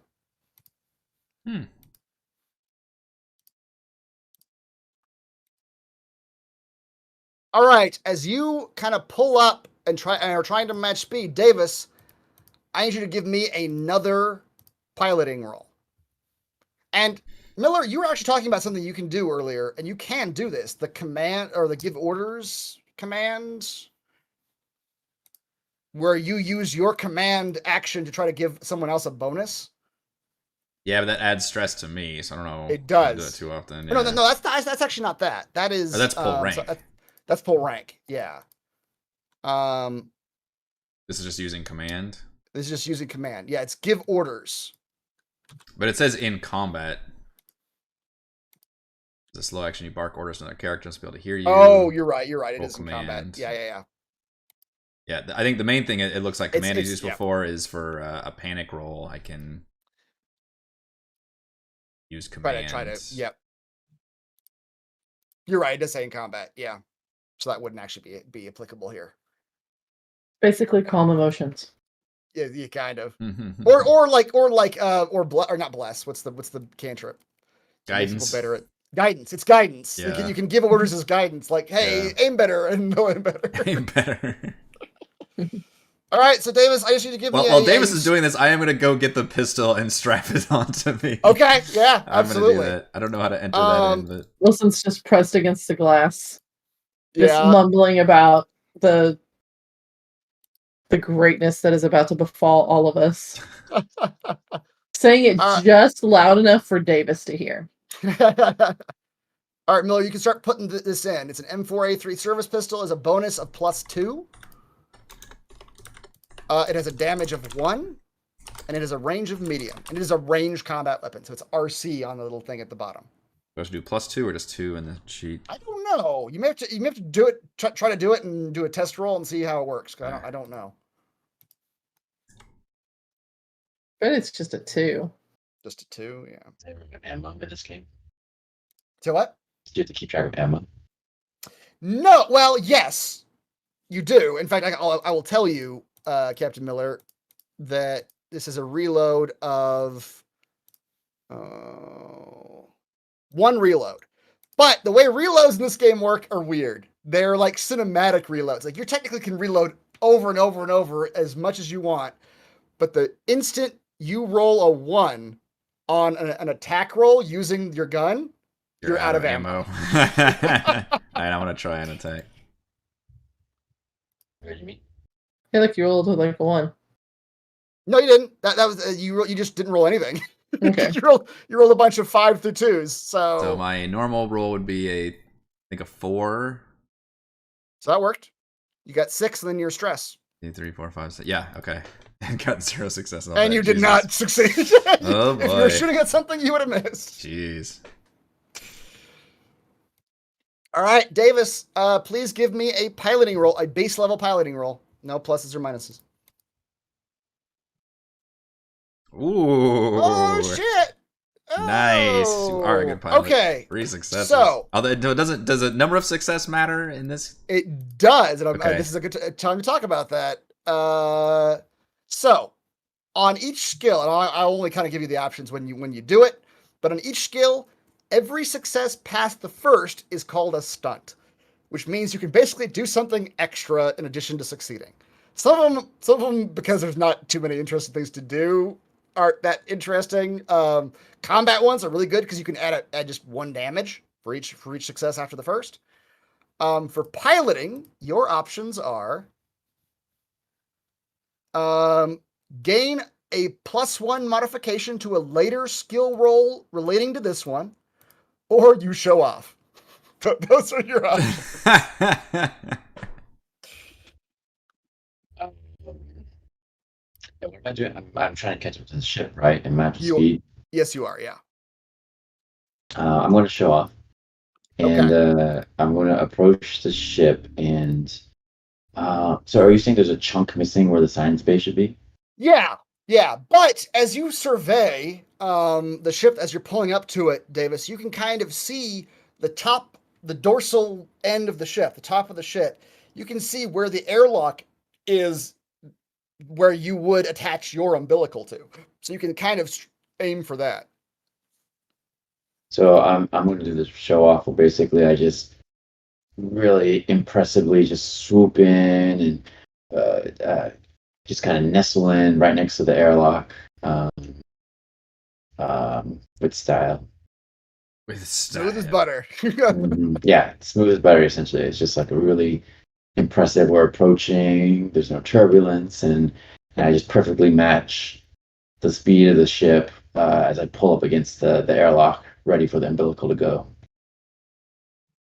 Fantastic. You all just hear this very satisfying, like spinning sound and settling as the ship sort of just settles into an orbit with the ship. It's spinning with the Cronus, traveling at the same speed as the Cronus, and is sort of just matched against it. Well done, That Davis. cruise control now, right? I can set it on cruise control potentially. Yep, yep. You can set it on Yeah. cruise control. Yep, basically. Yeah, from here you all can see that there are basically two ways to get into the ship. There are some airlocks along the outside that are not umbilical compatible. That would require you to basically spacewalk, like go out in spacesuits and try to get to these airlocks. Or there is the one airlock compatible dorsal uh, port. How does the airlock port look to you? Think we can raise the umbilical to it? This speed? I'm asking Davis. Yeah, Captain. We're perfectly matched speed. Sensors say that plus or minus a few feet, we're good. All right. I still think we need to be in spacesuits because we don't know about if any parts of this ship still have pressure. Or even what the environment is like.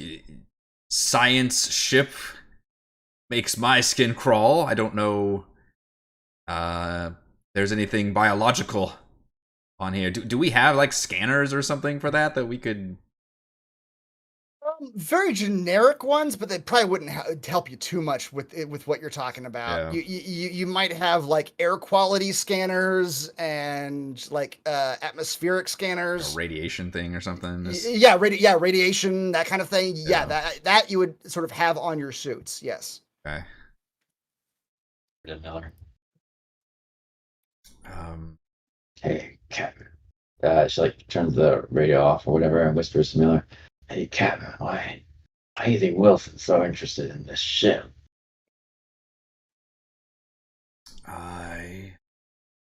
Apparently, this ship has been missing for decades, and the company is crazy about finding it. I don't know what they were doing here, what it was used for, but this is clearly looks like a dead ship, what I can see, so I don't like it. Makes my skin crawl. It's also huge. I can understand why they would want this back. This is mind-boggling how much this must have cost. Wilson, I'll turn back to Wilson. Wilson, I assume you want to come on this expedition inside. I'm sure your expertise into this ship will be able to guide us. Oh, I'm not sure I have expertise, as you so disdainly put it, for this ship. I know its history. I know that the company wants it. And I know that I'll be able to get a promotion by just having you lot turn it in. Is there anybody on the ship who is more science-minded that I would know that might be able to help? Um, That doesn't appear to be one of the not skills. yeah. I guess who would I know that has the best survival or observation? Or would I know Yeah, that? you might. It'd probably be you and the pilot, to be honest. The Roughnecks downstairs are tough. Like they probably got higher health and strength than you do. Yeah. But in terms of mental acuity and noticing things, the three of you are probably the better fits. But Because I don't want to have everybody go. I need to have at least one person remain behind on the yeah, ship. I mean, Captain, we obviously know that out of your crew, I am the one with the least experience in dealing with these matters, as we have ever so greatly discussed in the last few months. I can stay here while you and your crew secure the other vessel. I'm gonna insist that you come along. I think we're going to need your insight into this ship's history and the company's interests in it. Oh, I am more than You were happy so to come excited to see along. it. Oh, believe me, I cannot wait to step foot onto this vessel. More than happy to come along as soon as you and your crew deem it safe. I am just merely here to observe your crew and the way that you handle making sure that they follow every stipulation of their contract. I don't know about that, Captain. I think we need someone here familiar with the ship to stay behind. Uh, in case something were to Every happen, stipulation of your contracts. we need someone to be able to know the ship and control it from within. And I think any of the rest of us know the ship well enough to do that. Except for you, Wilson. I don't know how to control a ship. Exactly. Why we can't let you be the one behind. Your ship is on autopilot at this point. All I'm going to do is sit here until you tell me it's safe. I will use my pull rank ability mm-hmm. to I don't know if I can need to click it for a second or I don't know. I don't know. that might roll something. It says I can use my command skill to order non-officer PCs and NPCs around as long as they belong to the same organization as me. To force someone to follow my orders and perform a specific action, roll command against the target's manipulation. If successful, the target must follow your order, even if it means harm or danger to themselves, and my stress level increases by 1 each time I do this. Okay. Who are you doing this on? What are you trying to? I'm trying to convince Wilson to come with us. Okay. On Hang on, I gotta ask Chris a question. New Okay. in the ship. And mainly as a side note because I don't trust her to remain behind on my ship. Yeah.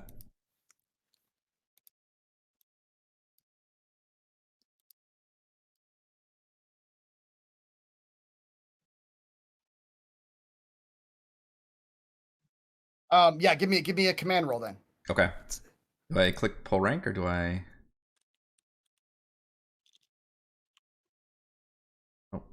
Oh, yeah. Okay, I guess I just roll. Oh, I see. I can. Oh, there we go. Click. What is it? All right, I'm just gonna roll command. Yeah, I don't quite understand how the talent system. Yeah, just roll command. This is just an extra thing you can do with your command. Yep. Okay. 2 successes. This is the thing I'm best at. Yeah. I am the captain. Against my manipulation? Your manipulation, yes. Okay. Oh no. Oh damn! Oh we damn! tie. What happens? I think it's the attacker has to succeed because technically the way it's phrased is that each successful defense cancels a successful offense. Okay. So it brings you down to 0. Goes into a battle of wits right there, but Right. So basically, Wilson will just side up and kind of do like that side conversation into ears, like what people do, and just remind the captain, do not forget this ship is larger than yours. I believe you've been wanting to have a larger ship, have you not, Captain? This is your chance to show the company you can handle the larger ship with the larger hulls and the larger routes. I suggest you take it at this point in time. What better way to show the company you mean business? Otherwise, they may think that you weren't really serious when you requested to have a larger ship. it's a bit larger than I was picturing. Beggars can't be choosers, Captain. All right, well then my next option would be to leave somebody with Wilson so that she's not the only one on the ship. Yep, you can do that. Cham and Rye are just waiting for orders. Okay. And Davis, I don't know. Yeah, you've heard from Davis. I assume I want Davis with me, but I'll ask Cham and Rye between the two of them. I don't know much. As a captain, I should know, but as a player, I don't know as familiar with those two in terms of which one I'd want. As a captain, does he know if like Mother can lock the controls? You know. He does, and you would know too that, like, yes, at this point, you don't need a pilot's hand anymore on this thing. So I mean, I can lock it so that Wilson can't like touch any buttons or anything. You don't know. You can lock it so that generally speaking, people can, but you don't know what Wilson's the company agent. Like, you don't know what you've watched her do like admin shit in the computers. Like, you don't know what she can do, what she can't do. She gets a bunch of readouts and looks at them and makes notes. That's the extent of what her skills are with the computer. But you think that generally speaking, you can lock the ship into a course. Okay. All right. David says, "All right, well, just don't touch anything." I've never touched your station. Miller, you, between the two of them, I mean, it's up to you, but you think that Rye is just going to complain the entire time. Cham's kind of up for whatever you want to tell him to do. Rye is maybe a little bit smarter than him, but she's going to complain the entire time. Who is the least manipulable? Wait, you said Rye's the smarter one, so maybe Rye's the better one to leave behind. Yeah, I mean, Cham is very loyal to you and the crew. Like, he's a very loyal guy. Okay. But he also is a little dim, you know. Okay. And Rye is, although Rye, you also know is, you kind of know that she wants money. Right? She's desperate for money all the time. So you think that she, if offered some... All right, I'm going to pull Cham aside, and I will explain. The three of us are, not him, three of us are going to go in there and make sure things are safe and secure and what's going on. And that he needs to keep a close eye. Does she have jurisdiction then? No, she doesn't. She doesn't. She is a guest on your ship. She is not an officer. I literally can do nothing. Okay, so I will remind Cham we're staying comms the whole time, and just, you know, not to be suspicious or anything, but just you know, if anything happens out of the ordinary, and if she gives an order, then make sure it comes to me first, and et cetera, et cetera. You're gonna stay on the comms though, Captain, right? Like, I'm gonna be able to talk to you the whole time. Yes, that is absolutely the plan. All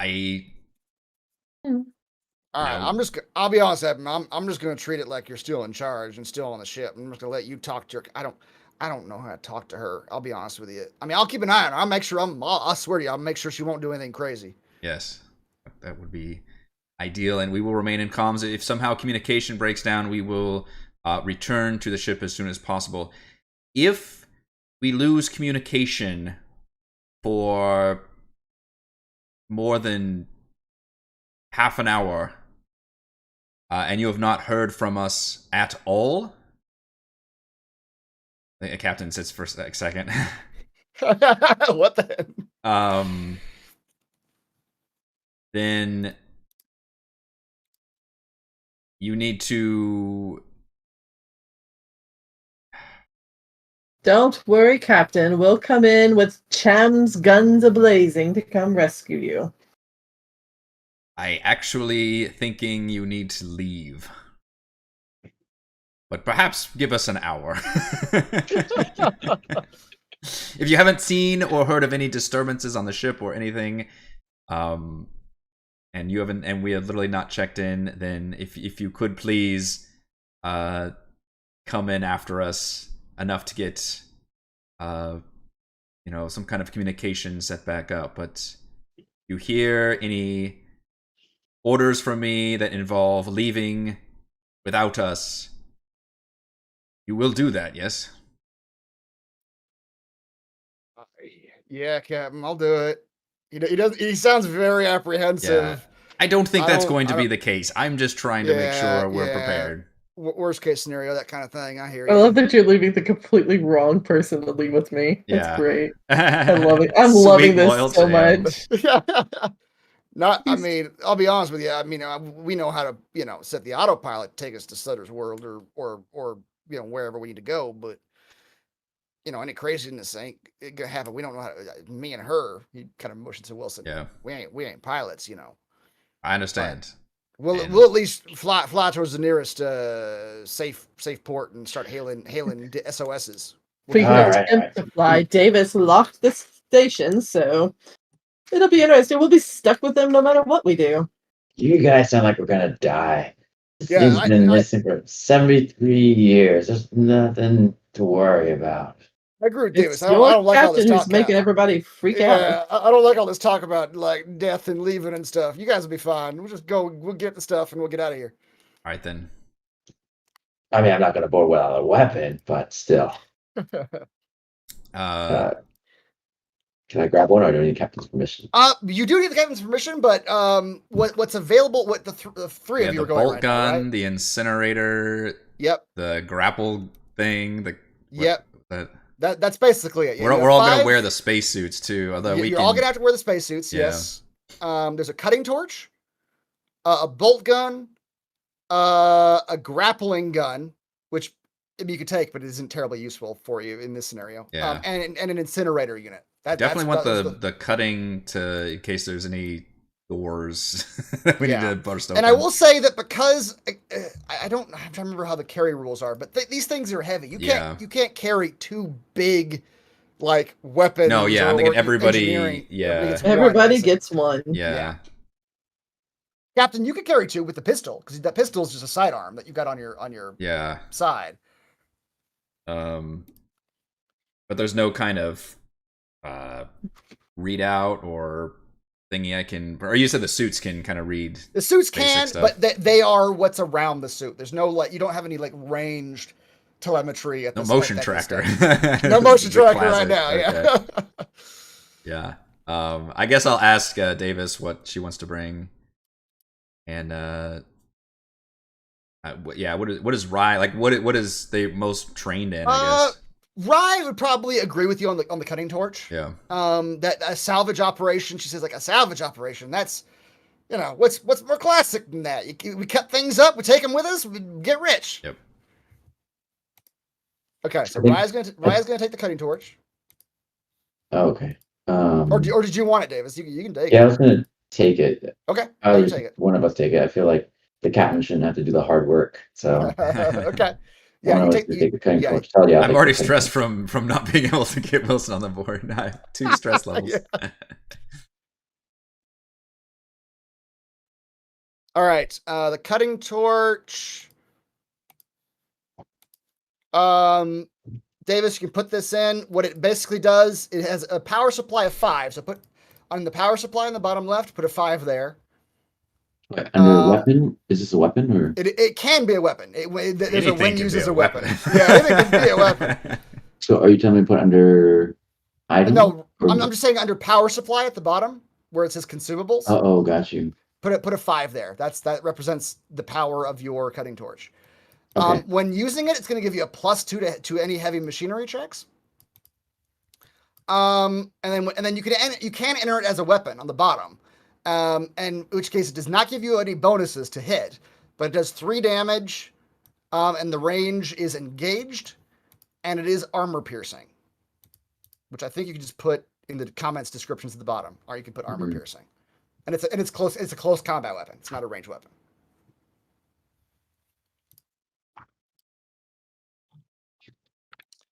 Okay, so Davis is carrying the cutting torch. Do you want someone to? What else do you got left? The incinerator, the grappling gun, and the bolt gun. There's 3 items, and only 2 of you left to carry them. I guess probably can have the bolt gun. Okay. I don't know. Feels weird to carry the because the incinerator's a big thing, and so It is a big thing. I mean, you could then ride with nothing. I mean, might as well have something with us. I think. But yeah, I think we'll give Rye the bolt gun. Okay, and you'll carry the incinerator. I wasn't gonna carry. I'll just have the pistol. Oh, okay. You're not gonna take the incinerator. Okay. All right. It's like what would you use this incinerator for? I guess realistically. That's true. At this point, like, yeah, you don't know of a use for it right now. Yeah. Yeah. The ship is fine. Been dead for 70 years. All right, the bolt gun. This is as when used as a weapon. When not used as a weapon, it's for it's a bolt gun for attaching things to other things.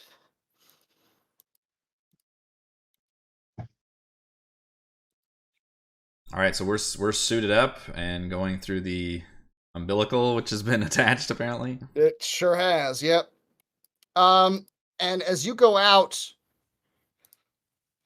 you all are suited up. You got all this SCV. All of you who are suiting up under air, put 5, because that is the air supply that you currently have. Whoops. And I would assume our suits would be able to tell us if we can actually like just take off our helmets and be fine. You so get atmospheric readings around the suit. That's mainly, we're not looking to necessarily have the suits on all the time, but as a safety precaution, like, in case there's no atmosphere or something. Yep. You step out onto the umbilical, and as a surprise to all 3 of you, and you guys are, so just so you know, you guys are all on comms. You can still stay on comms together. And from the bridge, Wilson, you can actually patch in on the monitors to the cameras from their suits themselves. So from the bridge, you can see what they're seeing through monitors. Okay. Cham, would you like to see your crew? Sure, I'm curious. I don't know what the hell we're doing here, but I'm curious about what it's gonna turn out to be. So let me tell you about the contract that you signed. Because it's very obvious that your captain has not informed you. I mean, the captain tells me what my cut is. That's as far as it goes, I suppose. Yes. Well, did the captain tell you that if we are unsuccessful in salvaging this ship, none of you get a cut? I don't believe he mentioned that. No. As this conversation is happening, the 3 of you are stepping. Yes. The 3 of you are stepping onto the umbilical, and in it, surprisingly to you, you are reading that the air and pressure is supposed to stabilize in the umbilical between the 2 ships, but it's not. There's no air out here on the umbilical deck that's connecting the 2 ships, and the pressure is not stabilized either. And you look out, and you can see that the port that you were going to just open very clearly has buckled from the inside, and it is bent outward. And you wonder how you're going to get inside of it. And I think at that moment, that is where we're going to call it for tonight. Nice. Did we make it through Act 1, or is this still... No, you didn't. No? Okay. Session 0, if we hadn't Yeah. done the 0 stuff, we would have. We Okay. absolutely would have. So I think we're still on track for the 4 sessions. I really Okay. like. It feels like we're gonna have like the 3 acts each be a session, and then session 0 is like half a session. So it's Yeah. gonna be Okay, cool. Yeah, we did have to spend some time like learning the basics of Yep. everything, but yeah, cool. All right, so that is all the time we have for session 1 of Chariot of the Gods. Thank you, obviously, Chris, to being our game mother, Raymond and Heather and myself for playing. And thank you to all of the everyone for watching, and all of the patrons. Shout out to Platinum patrons: Joe, Will, Thomas, Stan, Brandon, Genocider, David, Eclectic, Roleplay Roll, Christopher, Brian, William, Corey, Koa, 1337, Big Nut, John, Chris, Scott, Gene, Eric, Dan, Tyler, Nathan, Camp, Crystal Lake, Counselor, Big Chef, Andrew, Daryl, the Reldron, and Matt. And gold patrons: RPG, Paper Crimes, Pretty Boy, and Yuma, Marcus, Dead Lizard, Down, Sam, Lumpy Spuds, Jerome, Nathan, Fastigo, Tortoise, Scott, Revis, Caroline, and William. Thank you all very much for your support. We'll be live streaming more sessions of Alien RPG until we finish this little scenario, and we will see you next time. But stay tuned, as we will do a post-session chat in a few minutes. Why don't you turn the music? Yeah.